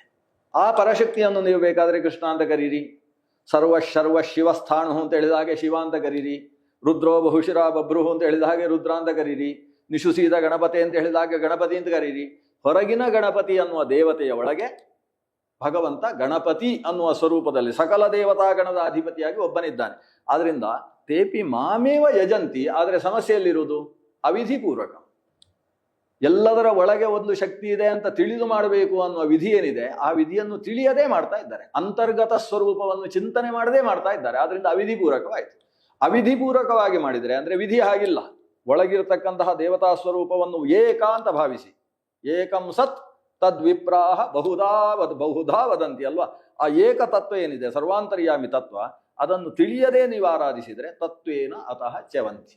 ಅಂಥವರು ತತ್ವಜ್ಞಾನದಿಂದ ಜಾರಿ ಹೋಗ್ತಾರೆ. ಆದ್ರಿಂದ ತತ್ವಜ್ಞಾನ ಏನಿರಬೇಕು ಅಂದ್ರೆ, ಸರ್ವಾಂತರ್ಗತವಾದ ಒಂದು ತತ್ವ ಇದೆ. ಸರ್ವ ಶಬ್ದಾಭಿಧೋ ವಿಷ್ಣು ಸರ್ವಾಂತರ್ಯಾಮಿಕತ್ವತಃ ನತು ಸರ್ವಸ್ವರೂಪತ್ವಾತ್ ಸರ್ವ ಭಿನ್ನೋ ಯತೋ ಹರೀಶ್. ಅದರಿಂದಲೇ ದೇವರನ್ನು ವಿಶ್ವಂ ವಿಷ್ಣು ಅಂತ ಮೊದಲನೇ ಶಬ್ದವೇ ವಿಶ್ವಂ ಅಂತ ಹೇಳ್ತದೆ. ವಿಶ್ವಂ ಅಂದ್ರೆ ಸರ್ವವೂ ಅವ ಅಂತ ಅರ್ಥ ಅಲ್ವಲ್ಲ. ಸಮಗ್ರ ವಿಶ್ವದ ಅಂತರ್ಯಾಮಿಯಾಗಿ ಆ ಪರಮಾತ್ಮ ಇದ್ದಾನೆ. ಅದನ್ನು ದೇವರು, ಈ ತತ್ವ ಒಂದು ಬಹಳ ಮುಖ್ಯವಾದದ್ದು. ಸರ್ವಾಂತರ್ಗತವಾಗಿ ನಾನಿದ್ದೇನೆ. ಯಸ್ಮಾತ್ ಕ್ಷರಮತೀತೋಹಂ ಅಕ್ಷರಾದಪಿ ಚ ಉತ್ತಮ ಅತೋಸ್ಮಿ ಲೋಕೆ ವೇದೇಚ ಪುರುಷೋತ್ತಮ ಅಂತ ನನ್ನನ್ನು ಕರೀತಾರೆ ಅಂತಾನಲ್ವ. ಅತೋಸ್ಮಿ ಲೋಕೆ ವೇದೇಚ ಪ್ರಥಿತ ಪುರುಷೋತ್ತಮ ಅಂತ. ಹಾಗಾದ್ರೆ ಎಲ್ಲವನ್ನೂ ಮೀರಿದ ತತ್ವ, ಆದರೆ ಎಲ್ಲದರ ಒಳಗಿರುವ ತತ್ವ ಅನ್ನೋದನ್ನು ನಾವು ಹೇಳುವಂತಹದ್ದು ಅದರ ಸಾರ ಇದೆ. ಹಾಗಿದ್ರೆ ಎಲ್ಲ ಪೂಜೆ ಮಾಡಬೇಕಾದ್ರೂ ಕೂಡ ಇದೇ ಅನುಸಂಧಾನ ಇರಬೇಕು. ಗಣಪತಿಯ, ಶಿವ, ದುರ್ಗೆ ಯಾರನ್ನ ಆರಾಧನೆ ಮಾಡೋದು ಇದೇ ರೀತಿಯಾಗಿ ಅನುಸಂಧಾನ ಇರಬೇಕು. ಅಷ್ಟೇ ಅಲ್ಲ, ನಾವು ಪಿಲಿಚ್ಚಾಮುಂಡಿ, ರಕ್ತೇಶ್ವರಿ, ಅಲ್ಲಿ ಭೂತಾನಿ ಹೇಳ್ತಾನೆ, ಭೂತಾನಿ ಯಾಂತಿ ಭೂತೇಜ್ಯಾಹ ಅಂತ ಹೇಳ್ತಾನೆ. ಇದೇ ಅಧ್ಯಾಯದಲ್ಲಿ ಬರ್ತಕ್ಕಂಥ ಮಾತು. ಭೂತಗಳನ್ನು ಪೂಜಿಸುವವ ಭೂತಗಳ ಗಣದಲ್ಲಿ ಹೋಗಿ ಸೇರ್ತಾನೆ ಅಂತ ಹೇಳ್ತಾನೆ. ಯಾವಾಗ?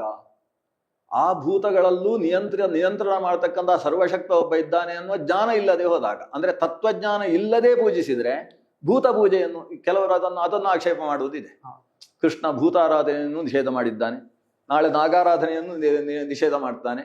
ನಮ್ಮ ಹಳ್ಳಿಯಲ್ಲಿರುವ ದೇವಿಯನ್ನು ಪೂಜೆ ಮಾಡುವುದು ಕೂಡ ಕೃಷ್ಣನ ಪ್ರಕಾರ ತಪ್ಪು, ಕೃಷ್ಣನನ್ನೇ ಪೂಜಿಸಬೇಕು ಅಂತ ಹೇಳ್ತಾನೆ. ಇಲ್ಲೆಲ್ಲೂ ಕೃಷ್ಣ ಹಾಗೆ ಹೇಳಿಲ್ಲ.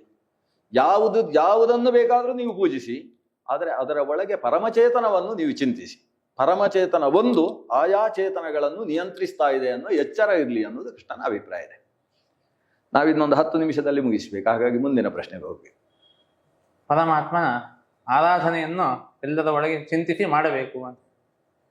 ಪರಮಾತ್ಮನ ಆರಾಧನೆಗೆ ತುಂಬಾ ಶಾಸ್ತ್ರ, ತುಂಬಾ ಕಷ್ಟ ಇದೆ. ಬೆಳಿಗ್ಗೆ ಬೇಗ ಏಳಬೇಕು, ಅನೇಕ ವಿಧವಾದ ಉಪಚಾರಗಳನ್ನ ಪರಮಾತ್ಮನಿಗೆ ಸಮರ್ಪಣೆ ಮಾಡಬೇಕು. ಗಂಧ ಸಮರ್ಪಣೆ ಮಾಡದೇ ಇದ್ರೆ ಈ ದೋಷ, ಅದನ್ನು ಮಾಡದಿದ್ದು ಈ ದೋಷ. ಇನ್ನೊಂದು ದ್ವಾತ್ರಿಂಶದ ಅಪರಾಧ, ದಾತ್ರಿಂಶದ ಅಪರಾಧಗಳು. ಆಮೇಲೆ ಅದರಲ್ಲೂ ಕೂಡ ಬಟ್ಟೆಯ ನಿಯಮ, ಹಲವಾರು ನಿಯಮಗಳಿದೆ. ಪರಮಾತ್ಮನು ನಿಜವಾಗಲೂ ಅವನ ಆರಾಧನೆಗೆ ಅಷ್ಟೆಲ್ಲ ನಿಯಮಗಳು ಬೇಕಾ? ಅದು ನಮಗೆ ಶಿಕ್ಷೆ ಹೊರತು, ಪರಮಾತ್ಮನಿಗೆ ಪೂಜೆ, ನಮಗೆ ಶಿಕ್ಷೆ, ಇಷ್ಟೇ ಆಯಿತು ಹೊರತು ನಾವು ಪ್ರೀತಿಯಿಂದ ಮಾಡುವಂತಹ ಪರಮಾತ್ಮನ ಆರಾಧನೆ ಆಗೋದಿಲ್ಲ. ಇಷ್ಟೆಲ್ಲ ಕಟ್ಟುಪಾಡುಗಳನ್ನ ಮಾಡಿದರೆ ಈ ಹೇಗೆ ಅಂತ. ಇದು 9ನೇ ಅಧ್ಯಾಯಕ್ಕೆ ಹೇಗೆ ಸಂಬಂಧಿಸಿದ ವಿಷಯ? ಪರಮಾತ್ಮನ ಆರಾಧನೆಯನ್ನ ಮಾಡಬೇಕು ಅಂತ ಹೇಳಿದಾಗ ಮಾಂ ಹಿ ವಾರ್ತವ್ಯ ಪಾಶ್ರಿತ್ಯ, ಅದಕ್ಕಿಂತ ಕೊನೆಯ ಶ್ಲೋಕದಲ್ಲಿ ಏನ್ ಹೇಳ್ತಾನೆ? ನನ್ನನ್ನೇ ಆರಾಧನೆ ಮಾಡು ಅಂತ. ಮನ್ಮನಾಭವ ಮದ್ಭಕ್ತ ಮದ್ಯಾಜಿ ಮಾಂ ನಮಸ್ಕುರು. ಅಷ್ಟೇ ಹೇಳ್ತಾನೆ. ಈಗ ನಿಮ್ಮ ಪ್ರಶ್ನೆಗೂ ಅದಕ್ಕೂ ತುಂಬಾ ಹತ್ತಿರದ ಸಂಬಂಧ ಬಂತು. ಮದ್ಯಾಜಿ, ನನ್ನನ್ನು ಕುರಿತೇ ಪೂಜೆ ಮಾಡು. ಮಾಂ ನಮಸ್ಕುರು, ಕೊನೆಗೆ ಪ್ರದಕ್ಷಿಣೆ ಬಂದು ನಂಗೇ ನಮಸ್ಕಾರ ಮಾಡು. ಉಳಿದ ದೇವತೆಗಳಿಗೆ ಮಾಡಬೇಡ ಅಂತ ಹೇಳಿಲ್ಲ, ಆದ್ರೆ ಉಳಿದ ದೇವತೆಗಳಲ್ಲೂ ನನಗೇ ನಮಸ್ಕಾರ ಮಾಡು ಅಂತ ಹೇಳ್ತಾನೆ. ಅಂತರ್ಯಾಮಿ ಚಿಂತನೆ ಇರ್ಲಿ ಅಂತೇಳಿ. ಆದ್ರೆ ಆ ಪೂಜೆ ಇಷ್ಟು ಮಾಡು ಅಂತ ಹೇಳುವವ ಮಡಿ ಮಾಡು ಅಂತ ಹೇಳಲಿಲ್ಲ ಗೀತೆಯಲ್ಲಿ. ಎಲ್ಲಿ ಹೇಳಿದ್ದಾನೆ ಅಂದ್ರೆ, ಅವನು ಹೇಳಿದ್ದು 6ನೇ ಅಧ್ಯಾಯದಲ್ಲಿ ಹೇಳಿದ. 6ನೇ ಅಧ್ಯಾಯದಲ್ಲಿ ಧ್ಯಾನ ಯೋಗವನ್ನು ಹೇಳಬೇಕಾದ್ರೆ ಶುದ್ಧಿ ಬೇಕು, ಸ್ಥಿರಂ ಸಮಾಸೀನಃ ಸಮಗ್ರೀವನಾಗಿ ಇಂಥ ಒಂದು ಕ್ರಮವನ್ನು, ಹೇಗೆ ಕೂತುಕೊಳ್ಬೇಕು ಏನು, ಈ ವಿಷಯಗಳನ್ನು ಹೇಳ್ತಾನೆ. ಅಲ್ಲಿ ಶುಚಿತ್ವದ ಬಗ್ಗೆಯೂ ಹೇಳ್ತಾನೆ. ಹಾಗಾದ್ರೆ ಕೃಷ್ಣ ಹೇಳುವ ಶುಚಿತ್ವ ಏನು ಅನ್ನೋದು ಈಗ ಮುಖ್ಯ. ಕೃಷ್ಣ ಹೇಳುವ ಶುಚಿತ್ವ, ಅದನ್ನ ಶೌಚ, ಅದನ್ನೇ ಮಡಿ ಅಂತ ನಾವು ಕರಿತೇವೆ. ಅದು ಎಷ್ಟಿರಬೇಕು? 4 ಥರದ ಮಡಿಯನ್ನು ಕೃಷ್ಣ ಉಲ್ಲೇಖ ಮಾಡ್ತಾನೆ. ಒಂದು, ಮನಸ್ಸು ಶುದ್ಧವಾಗಿರಬೇಕು ಅನ್ನೋದು ಮೊದಲನೇದು. ಮನಸ್ಸು ಶುದ್ಧವಾಗಿರಬೇಕಾದ್ರೆ ಶರೀರದಲ್ಲಿ ದುರ್ವಾಸನೆ ಇದ್ರೆ ಮನಸ್ಸು ಶುದ್ಧ ಆಗುವುದಿಲ್ಲ. ಹಾಗಾದ್ರೆ ಶರೀರ ಶುದ್ಧವಾಗಬೇಕು. ಅದಕ್ಕೋಸ್ಕರ ಸ್ನಾನಾದಿ ವಿಧಾನಗಳು. ಸ್ನಾನಾದಿ ವಿಧಾನಗಳಿಂದ ಶರೀರ ಶುದ್ಧ ಆಗ್ತದೆ ಹೊರತು ಮನಸ್ಸು ಶುದ್ಧ ಆಗುವುದಿಲ್ಲ. ಅದಕ್ಕೋಸ್ಕರ ಸ್ನಾನದಲ್ಲಿ ಮಂತ್ರಾದಿ ವಿಧಾನಗಳು. ಸ್ನಾನದಲ್ಲಿ ಹೇಳಬೇಕಾದ ಗಂಗೆ ಚ ಯಮುನೆ ಚೈವ, ಆ ದೇವತೆಗಳಲ್ಲಿ ಸನ್ನಿಹಿತರಾಗಲಿ, ಗಂಗೆ ಗಂಗೆ ಮಾಂಬುನೀಹಿ ಅಂತ ಹೇಳುವ ಶ್ಲೋಕಗಳಿರ್ಬೋದು. ನಂದಿನಿ ನಲಿನಿ ಸೀತಾ ಮೊದಲಾದ ಗಂಗೆಯ 12 ನಾಮಗಳನ್ನು ಉಚ್ಚರಿಸಿದರೆ ಗಂಗೆ ಅಲ್ಲಿ ಬಂದು ನಿಲ್ತಾಳೆ ಅಂತ ಹೇಳ್ತಕ್ಕಂಥ ಶ್ಲೋಕಗಳು, ಇವೆಲ್ಲವೂ ಮನಸ್ಸಿನ ಶುದ್ಧಿಗೆ. ಆದ್ರಿಂದ ಸ್ನಾನ ಅನ್ನೋದು ಶರೀರ ಶುದ್ಧಿಗೆ ಮತ್ತು ಮನಃಶುದ್ಧಿಗೆ ಬೇಕಾದ ಒಂದು ವಿಧಾನ, ಮಂತ್ರ ಪುರಸ್ಸರವಾದ ಸ್ನಾನ. ಇಷ್ಟೇ ಇದ್ರೆ ಮಡಿ ಅಂದ್ರೆ ಮನಸ್ಸು ಏಕಾಗ್ರವಾಗುವುದಿಲ್ಲ ದೇವರಲ್ಲಿ. ಅದಕ್ಕೋಸ್ಕರ ವಸ್ತ್ರ ಶುದ್ಧಿ ಬೇಕು. ಯಾರೋ ಹೇಗೆ ಯೋಗೋ ಮಾಡಿ ಕಾಲು ಒರೆಸಿದಂತಹ ಬಟ್ಟೆ ಉಟ್ಟಂತಾದ್ರೆ ಆ ಶರೀರ ಮತ್ತೆ ಕೊಳೆಯಾಗಿ ಶರೀರ ಸಂಬಂಧವುಳ್ಳ ಮನಸ್ಸು ಕೂಡ ಏಕಾಗ್ರವಾಗಿ ನಿಲ್ಲಲಾರದು. ಆದ್ರಿಂದ ಶುದ್ಧವಾದ ಬಟ್ಟೆ ಅಂತ ಹೇಳಿದ್ರೆ ಅದರಲ್ಲಿ ಕೊಳೆ ಇರಬಾರ್ದು ಅನ್ನೋದು ಪ್ರಮುಖವಾದದ್ದು. ಮತ್ತೆ ಯಾವ್ಯಾವುದೋ ದುಷ್ಟ ಸ್ಪರ್ಶಕ್ಕೆ ಒಳಗಾಗಬಾರ್ದು. ಯಾಕಂದ್ರೆ ಸ್ಪರ್ಶ ಅನ್ನೋದು ಬಹಳ ಮುಖ್ಯವಾದದ್ದು. ಕರೋನಾ ಕಾಲದಲ್ಲಿ ಬಹಳ ಗಮನಿಸಿದ್ದೇವೆ ನಾವು. ಸ್ಪರ್ಶ ಅನ್ನೋದು ಎಷ್ಟು ಪರಿಣಾಮ ಬೀರ್ತದೆ ಅನ್ನೋದು. ಆದ್ರಿಂದ ಅಸ್ಪೃಶ್ಯ ಸ್ಪೃಷ್ಟವಲ್ಲದ ಯಾವುದೋ ಗಲೀಜು ವಸ್ತುಗಳಿಂದ, ಅದು ಸ್ಪೃಷ್ಟವಲ್ಲದೇ ಇರತಕ್ಕಂತಹ ಶುದ್ಧವಾದ ವಸ್ತ್ರವನ್ನು ಧಾರಣೆ ಮಾಡಬೇಕು. ಇಲ್ಲಿಗೆ 3 ಶುದ್ಧಿ ಆಯ್ತು. ಅಂತಃಕರಣ ಶುದ್ಧಿ, ಶರೀರ ಶುದ್ಧಿ, ವಸ್ತ್ರ ಶುದ್ಧಿ, ಜೊತೆಗೆ ಪರಿಸರ ಶುದ್ಧಿ. ನಾವು ಒಂದು ದೇವರ ಪೂಜೆ ಮಾಡಬೇಕಾದ್ರೆ ಆ ಕೋಣೆ ಶುದ್ಧವಾಗಿರಬೇಕು. ನಾವು ಶೌಚಾಲಯದಲ್ಲೇ ಕೂತು ದೇವರ ಪ್ರಾರ್ಥನೆ ಮಾಡಿ ಬರುವುದಕ್ಕೆ ಅವಕಾಶ ಇಲ್ಲ. ಹಾಗಾದ್ರೆ ಪರಿಸರ ಶುದ್ಧಿಯೂ ಕೂಡ ಅದರಲ್ಲಿ ಅಪೇಕ್ಷಿತ. ಇಷ್ಟನ್ನು ಕೃಷ್ಣ ಉಲ್ಲೇಖ ಮಾಡ್ತಾನೆ. ಇದು ಬೇಕಾದದ್ದು ಅಂತ. ಇದು ಬಿಟ್ಟು ಭಾರಿ ಉಂಟಲ್ಲ, ಯಾವುದು? ಗಂಧ ಹಾಕದೆ ಹೋದರೆ ದೋಷ, ಆಮೇಲೆ ವಿಷ್ಣು ಸಹಸ್ರನಾಮ ಸ್ತೋತ್ರ ಹೇಳದೆ ಹೋದರೆ ದೋಷ, ಅಲ್ಲಿ ಅದನ್ನು ಹೇಳಲಿಲ್ಲ ಅಂದ್ರೆ ಸಮಸ್ಯೆ, ಕೊನೆಗೆ ನಾವು ಆಫೀಸಿಗೆ ಹೋಗುವಾಗ ಲೇಟ್ ಆಗಿ ಅಲ್ಲಿ ಕೊನೆಗೆ ಸಂಬಳ ಸಿಗದೆ ಇರುವ ದೋಷ ಇತ್ಯಾದಿಗಳೆಲ್ಲ ಆಗುವ ಸಾಧ್ಯತೆಗಳುಂಟು. ಅಂಥ ವಿಷಯಗಳನ್ನು ಭಕ್ತಿ ಪರಿಹಾರ ಮಾಡ್ತದೆ ಅನ್ನೋದು ಕೃಷ್ಣನ ಅಭಿಪ್ರಾಯ.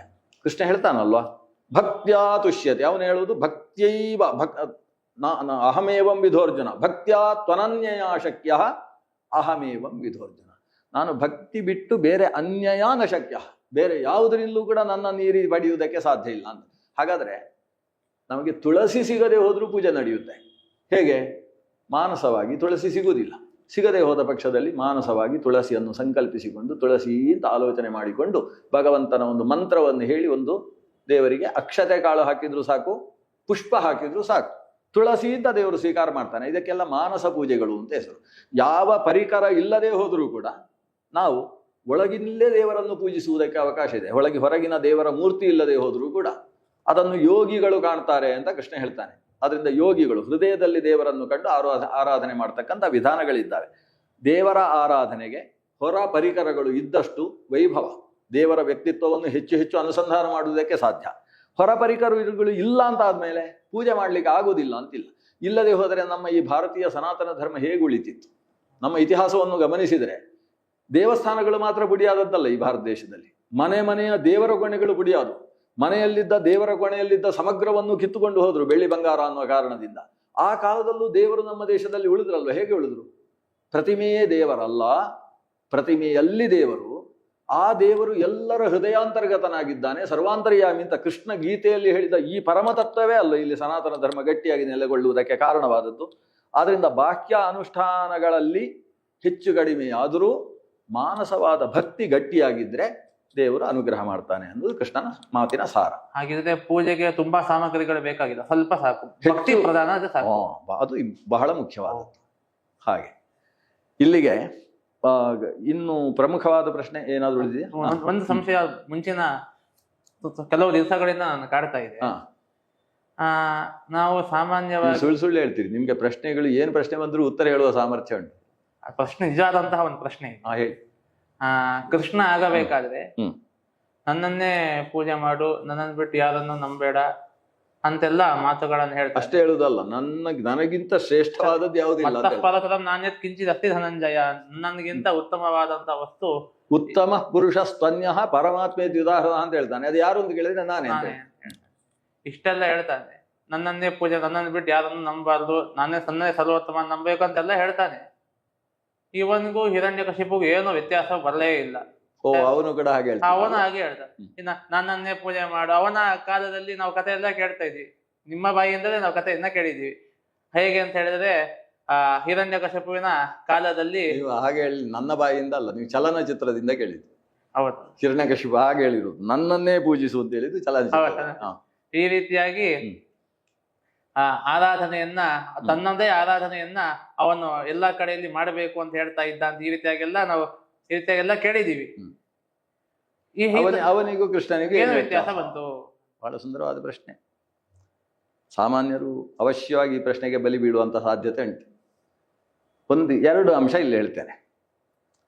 ಒಂದು ಪ್ರಶ್ನೆ, ಕೃಷ್ಣ ತನ್ನನ್ನು ತಾನು ಭಾರಿ ದೊಡ್ಡವ ಅಂತ ಹೇಳಿಕೊಳ್ತಾನೆ, ಇದು ಕೂಡ ಹಿರಣ್ಯಕಶಿಪುವಿನ ಹಾಗೆ ಆಯ್ತಲ್ವಾ ಅಂತ ಅದು ಒಂದು ಪ್ರಶ್ನೆ. ನನ್ನನ್ನೇ ಪೂಜೆ ಮಾಡು ಅಂತ ಹೇಳುವುದಂತೂ ಹಿರಣ್ಯಕಶಿಪುವಿನ ಸ್ವಭಾವ. ಕೃಷ್ಣನಿಗೂ ಅವನಿಗೂ ಏನು ವ್ಯತ್ಯಾಸ? ಎರಡು ಅಂಶಗಳುಂಟಿಲ್ಲಿ. ಮೊದಲನೇ ಅಂಶದಲ್ಲಿ ನಾನು ದೊಡ್ಡವ ಹೌದಾದಾಗ ನಾನು ದೊಡ್ಡವ ಅಂತ ಹೇಳಿದರೆ ಅದು ತಪ್ಪಲ್ಲ. ನಾನು ಚಿಕ್ಕವನಾಗಿದ್ದು ದೊಡ್ಡವನಾಗಿದ್ದೇನೆ ಅನ್ನುವ ಅಭಿಮಾನದಿಂದ, ದುರಭಿಮಾನದಿಂದ ಹೇಳಿದರೆ ಅದು ತಪ್ಪು. ಕೃಷ್ಣ ದೊಡ್ಡವನಾಗಿದ್ದು ದೊಡ್ಡವ ಅಂತ ಹೇಳಿದ, ಹಿರಣ್ಯಕಶಿಪು ಚಿಕ್ಕವನಾಗಿದ್ದು ದೊಡ್ಡವ ಅಂತ ತಿಳ್ಕೊಂಡು ಅದನ್ನು ಪ್ರಸಾರ ಮಾಡಿದ. ಇದು ಹೇಗೆ ತಿಳಿಯುತ್ತೆ ಅಂದ್ರೆ ಅವನ ಪರಿಸ್ಥಿತಿ, ಮುಂದಿನ ಕಥೆಯನ್ನೆಲ್ಲ ಹೇಳಿದ್ರೆ ಗೊತ್ತಾಗುತ್ತೆ. ಹಿರಣ್ಯಕಶಿಪುವಿನ ಪರಿಸಂಗ ಏನು. ಭಗವಂತ ಮಹಾವಿಷ್ಣು ಶ್ರೀಕೃಷ್ಣ ಅರ್ಜುನನ ಮುಂದೆ ವಿಶ್ವರೂಪ ದರ್ಶನ ಮಾಡಿದಾಗ ಸ್ಪಷ್ಟವಾಗ್ತದೆ ಯಾಕೆ ಇವ ದೊಡ್ಡವ ಅಂತ. ಒಂದು ಮುಖ್ಯ ವಿಷಯ ಏನಂದ್ರೆ, ನಾನು ದೊಡ್ಡವ ಅಂತ ನಾನು ಹೇಳಬೇಕು ಹೊರತು ಇನ್ನೊಬ್ರು ಹೇಳಿದ್ರೆ ಅದು ಸರಿಯಾಗುವುದಿಲ್ಲ. ಈಗ ಯಾವುದೇ ವಿಷಯ ಆಗಲಿ, ನಮ್ಮ ಇತಿಹಾಸದಲ್ಲಿ ಅನೇಕ ದೊಡ್ಡ ದೊಡ್ಡ ಮಹಾನುಭಾವರಾಗಿ ಹೋಗಿದ್ದಾರೆ. ಅವರು ನಾನು ಇಂಥವ ಅಂತ ಎಲ್ಲಿ ಹೇಳಿಕೊಂಡಿದ್ದಾರೋ ಅದರ ಬಗ್ಗೆ ವಿಪ್ರತಿಪತ್ತಿ ಇಲ್ಲದೆ ಪ್ರಶ್ನಾತೀತವಾಗಿ ಸಕಲ ಸಮುದಾಯ ಒಪ್ಪಿಕೊಳ್ತದೆ. ಯಾಕೆ ಒಪ್ಪಿಕೊಳ್ತದೆ ಅಂದರೆ, ನಾನು ದೊಡ್ಡವ ಅಂತ ಅವನು ಹೇಳಿದಾಗ ಆ ಕಾಲದ ಜನ ಸುಮ್ಮನೆ ಕೆನ್ನೆ ತಟ್ಟಿಕೊಂಡು ಒಪ್ಪಿಕೊಳ್ಳುವುದಿಲ್ಲ. ಶ್ರೀಕೃಷ್ಣ ನಾನು ದೊಡ್ಡವ ಅಂತ ಹೇಳಿದಾಗ ಒಪ್ಪಿಕೊಳ್ಳದೇ ಇದ್ದ ದೊಡ್ಡ ಸಮುದಾಯ ಇತ್ತು. ಶ್ರೀಕೃಷ್ಣನಿಗೆ ಅಭಿಮಾನಿ ಸಂಘ ಎಷ್ಟು ದೊಡ್ಡದಿತ್ತು, ಶ್ರೀಕೃಷ್ಣ ವಿರೋಧಿ ಮಂಡಳಿಯೂ ಕೂಡ ಅಷ್ಟೇ ದೊಡ್ಡದಿತ್ತು. ಶಿಶುಪಾಲ, ನಮ್ಮ ಜರಾಸಂಧನ ನೇತೃತ್ವದಲ್ಲಿ ದೊಡ್ಡ ಸಂಘವೇ ಇತ್ತು. ಆದರೆ ಕೃಷ್ಣ ಹೇಳಿದ ವಿಷಯಗಳನ್ನು ಅವರು ಒಪ್ಪಿಕೊಳ್ಳಿಲ್ಲ. ಒಪ್ಪಿಕೊಳ್ಳದೆ ಹೋದಾಗ ಒಪ್ಪಿಕೊಳ್ಳುವ ಹಾಗೆ ಕೃಷ್ಣ ಮಾಡಿದ. ಹಾಗಾದರೆ ಕೃಷ್ಣನನ್ನು ಎದುರಿಸುವುದು ಯಾರಿಂದಲೂ ಸಾಧ್ಯ ಇಲ್ಲ. ಆತ ಪ್ರಶ್ನಾತೀತವಾದ ಸರ್ವೋತ್ತಮ ಶಕ್ತಿ ಎನ್ನುವುದನ್ನು ಕೊನೆಗೆ ಶಿಶುಪಾಲನೇ ಜರಾಸಂಧನ ಮುಂದೆ ಹೇಳಿದ್ದನ್ನು ನೀವು ಕಲ್ತಿದ್ದೀರಲ್ವಾ. ಶಿಶುಪಾಲನೇ ಜರಾಸಂಧನ ಮುಂದೆ ನನಗೆ ಅವನ ಮೇಲೆ ಭಾರಿ ಭಕ್ತಿ ಮಾಡಬೇಕು ಅಂತ ಅನಿಸ್ತದೆ, ಯಾಕೋ ಏನೋ ಗೊತ್ತಾಗುವುದಿಲ್ಲ, ಮಹಾಶಕ್ತಿಶಾಲಿ, ನನ್ನ ಪರಮ ಗುರುವಾದ ಜರಾಸಂಧ 17 ಬಾರಿ ಸೋತದ್ದು ನೋಡಿದರೆ ಕೃಷ್ಣನನ್ನು ಮೀರಿಸುವ ಪ್ರಪಂಚದಲ್ಲಿಲ್ಲ ಅಂತ ಅನಿಸ್ತಾ ಉಂಟು ಅಂತ ಶಿಶುಪಾಲನೇ ಹೇಳ್ತಾನೆ. ಅಂದ್ರೆ ಆ ಶ್ರೀಕೃಷ್ಣನ ವ್ಯಕ್ತಿತ್ವ ಎಲ್ಲರೂ ಒಪ್ಪಿಕೊಳ್ಳುವ ಹಾಗೆ ಆಯ್ತು. ನಾವು ನಮ್ಮ ನಂಬಿಕೆಯ ದೃಷ್ಟಿಯಿಂದ ಹೇಳುವುದಾದ್ರೆ ಶ್ರೀಮನ್ಮಧ್ವಾಚಾರ್ಯರು ವಾಯುದೇವರ 3ನೇ ಅವತಾರ. ಯಾರಾದರೂ ಬೇರೆಯವರು ಹೇಳಿದರೆ ಎಲ್ಲರೂ ಒಪ್ಪಿಕೊಳ್ತಾ ಇದ್ದ? ನಮ್ಮ ಕರ್ನಾಟಕದಲ್ಲೇ ಪಾಲಾಗ್ತಿತ್ತು. ಆ ಕಡೆ ಅದು ಪರಶುರಾಮ ಕ್ಷೇತ್ರದವರು ಹಾಗೆ ಹೇಳುದು, ಈ ಕಡೆ ಕ್ಷೇತ್ರದವರು ಹೀಗೆ ಹೇಳುವುದು ಸರಿಯಾಗಿ ಬಿಡ್ತಿತ್ತಲ್ಲ. ಆದರೆ ಅವರು ಶ್ರೀ ವಾಯುದೇವರ 3ನೇ ಅವತಾರ ಅನ್ನುವಲ್ಲಿ ವಿಪ್ರತಿಪತ್ತಿ ಇಲ್ಲದೆ ಸಮುದಾಯ ಸಮಾಜ ಅಂಗೀಕರಿಸ್ತದೆ. ಯಾಕೆ? ಸ್ವತಃ ಮಧ್ವಾಚಾರ್ಯ ಹೇಳಿದ್ರು, ನಾನು ಮಧ್ವೋಯತ್ತು ತೃತೀಯಂ ಏತದಮುನಾ ಗ್ರಂಥಕೃತ ಕೇಶವಿ. ನಾನು ಮಧ್ವ, ಅದೇ ವಾಯುದೇವರ 3ನೇ ಅವತಾರ, ಈ ಗ್ರಂಥವನ್ನು ಭಗವತ್ ಪ್ರೀತಿಗೋಸ್ಕರ ರಚಿಸಿದೆ. ಅವರೇ ಹೇಳಿದಾಗ ಆ ಕಾಲದ ಜನ ಒಪ್ಪಿಕೊಳ್ಳುವ ಸ್ಥಿತಿ ಅನಿವಾರ್ಯವಾಯಿತು. ವಿಷ್ಣು ಸಹಸ್ರನಾಮದ ಶಬ್ದಕ್ಕೆ 100 ಅರ್ಥ ಹೇಳ್ತೀರಿ, ಹೇಳಿ ನೋಡುವ ಅಂತ ಆಕ್ಷೇಪ ಮಾಡಿದವರಿದ್ರು. ಅವರೇ ಬಂದು ಕ್ಷಾಮ್ಯ ಸೌಮ್ಯ ಸಕಲಜ್ಞ ನಮಸ್ತೆ ತೇ ಬ್ರುವಂತ ಇತಿ ತಮ್ಕಿಲ ನೇಮು, ಅವರು ನಮಸ್ಕಾರ ಮಾಡುವ ಸ್ಥಿತಿ ಬಂತು. ಅಂದರೆ ತಾನು ಇಂಥವ ಅಂತ ಹೇಳಿಕೊಳ್ಳುವುದು ದೊಡ್ಡದಲ್ಲ, ಹೇಳಿದ್ದನ್ನು ಅರಗಿಸಿಕೊಳ್ಳುವುದು ದೊಡ್ಡದು. ಶ್ರೀಕೃಷ್ಣ ನಾನು ಉತ್ತಮ ಪುರುಷಸ್ತನ್ಯ ಅಂತ ಹೇಳಿದ, ಮತ್ತಃ ಪರತರಂ ನಾನ್ಯತ್ ಕಿಂಚಿದಸ್ತಿ ಅಂತ ಹೇಳಿದ. ಅದನ್ನು ಪ್ರಶ್ನಿಸುವುದಕ್ಕೆ ಒಬ್ಬರೂ ಉಳಿಯುವುದಕ್ಕೆ ಸಾಧ್ಯ ಇರಲಿಲ್ಲ. ಅಂತಹ ಪ್ರಶ್ನಾತೀತ ವ್ಯಕ್ತಿಯಾಗಿ ತಾನು ಸರ್ವೋತ್ತಮ ಅಂತ ತಾನು ಉಪಪಾದನೆ ಮಾಡಿಕೊಂಡ. ಮತ್ತೊಬ್ಬರು ಒಂದು ವೇಳೆ ಕೃಷ್ಣ ಸರ್ವೋತ್ತಮ ಅಂತ ಹೇಳಿದ್ದಿದ್ರೆ ಏನಾಗ್ತಿತ್ತು? ಅರ್ಜುನ ಹೇಳಿದ್ರೆ, ಅರ್ಜುನ ದೊಡ್ಡದಾಗುವುದಕ್ಕೋಸ್ಕರ ಕೃಷ್ಣನನ್ನು ದೊಡ್ಡವ ಅಂತ ಹೇಳಿದ. ನಾನು ಅಂತಹ ಕೃಷ್ಣನ ಗೆಳೆಯ ಅಂದ್ರೆ ನಾನು ದೊಡ್ಡವಾಗಬೇಕು. ಇನ್ನೊಬ್ಬರು ಹೇಳಿದ ಮೇಲೆ ಈ ಪ್ರಶ್ನೆಗಳು ಬರುವ ಸಾಧ್ಯತೆ ಇದೆ. ಅವರವರ ಸ್ವರೂಪ ಶ್ರೇಷ್ಠತೆಯನ್ನು ಹೇಳಬೇಕಾದ್ರೆ ಅವರವರೇ ಹೇಳಬೇಕು ಅನ್ನೋದು ನಿಯಮ. ಆ ನಿಟ್ಟಿನಿಂದ ಕೃಷ್ಣ ಹೇಳಿರುವಂತಹದ್ದು ಅತ್ಯಂತ ಸಮಂಜಸವಾದದ್ದು. ಭಕ್ತರ ಶ್ರೇಯಸ್ಸಿಗೋಸ್ಕರ ಆತ ಹೇಳಿರ್ತಕ್ಕಂಥ ವಿಷಯ ಅವನ ವ್ಯಕ್ತಿತ್ವದ ಸ್ವರೂಪ ಪರಿಚಯ. ಅವನು ನನ್ನನ್ನೇ ನಮಸ್ಕರು, ನನ್ನನ್ನೇ ಮದ್ಯಾಜಿ, ಮಾಮೇವಾ ಶರಣಂ ವ್ರಜ ಇದೆಲ್ಲ ಹೇಳ್ತಾನಲ್ವಾ. ಇದರ ಹಿನ್ನೆಲೆ ಈ ಹಿನ್ನೆಲೆಗಿಂತ ಭಿನ್ನ ಅಲ್ಲ. ನಾನು ಇದ್ದೇನೆ ಅಂದ ಮೇಲೆ ನೀನು ಯಾರ್ಯಾರನ್ನೂ ಹಿಡ್ಕೊಂಡು ಒದ್ದಾಡಿದ್ರು ಕೊನೆಗೆ ನನ್ನಲ್ಲೇ ಬರಬೇಕಲ್ಲ. ಅವ್ಯಕ್ತವನ್ನು ನೀನು ಅನುಸರಿಸಿ ಹೋದರೂ ಕೂಡ ಅವ್ಯಕ್ತದಲ್ಲೇ ಮನಸ್ಸಿಟ್ಟವರಿಗೆ ಗತಿ ಕಷ್ಟ ಅಲ್ವಾ. ಕೃಷ್ಣ 12ನೇ ಅಧ್ಯಾಯದಲ್ಲಿ ಹೇಳ್ತಕ್ಕಂಥದ್ದು ಅವ್ಯಕ್ತ ಗತಿ ಏನಿದೆ ಅದು ನನ್ನನ್ನು ಹೊಂದುವಲ್ಲಿ ಬಹಳ ತೊಂದರೆ ಕೊಡ್ತದೆ, ತುಂಬ ಜಾಗೃತಿಯಾಗಿರಬೇಕು. ಹಾಗಾದ್ರೆ ಅವ್ಯಕ್ತ ತತ್ವ ಅಂದ್ರೆ ಲಕ್ಷ್ಮೀ ತತ್ವ. ಲಕ್ಷ್ಮಿಯನ್ನೇ ಬೆನ್ನು ಹಿಡಿದು ಹೋದರೂ ಕೂಡ ನಿನಗೆ ಶ್ರೇಯಸ್ಸಾಗುವುದು ತುಂಬಾ ಕಷ್ಟ, ನನ್ನನ್ನು ಬೆನ್ನು ಹಿಡಿ. ಹಾಗಾದ್ರೆ ಸರ್ವೋತ್ತಮ ತತ್ವವಾದ ಭಗವತ್ ತತ್ವವನ್ನೇ ನೀನು ನಮಸ್ಕರಿಸಬೇಕು.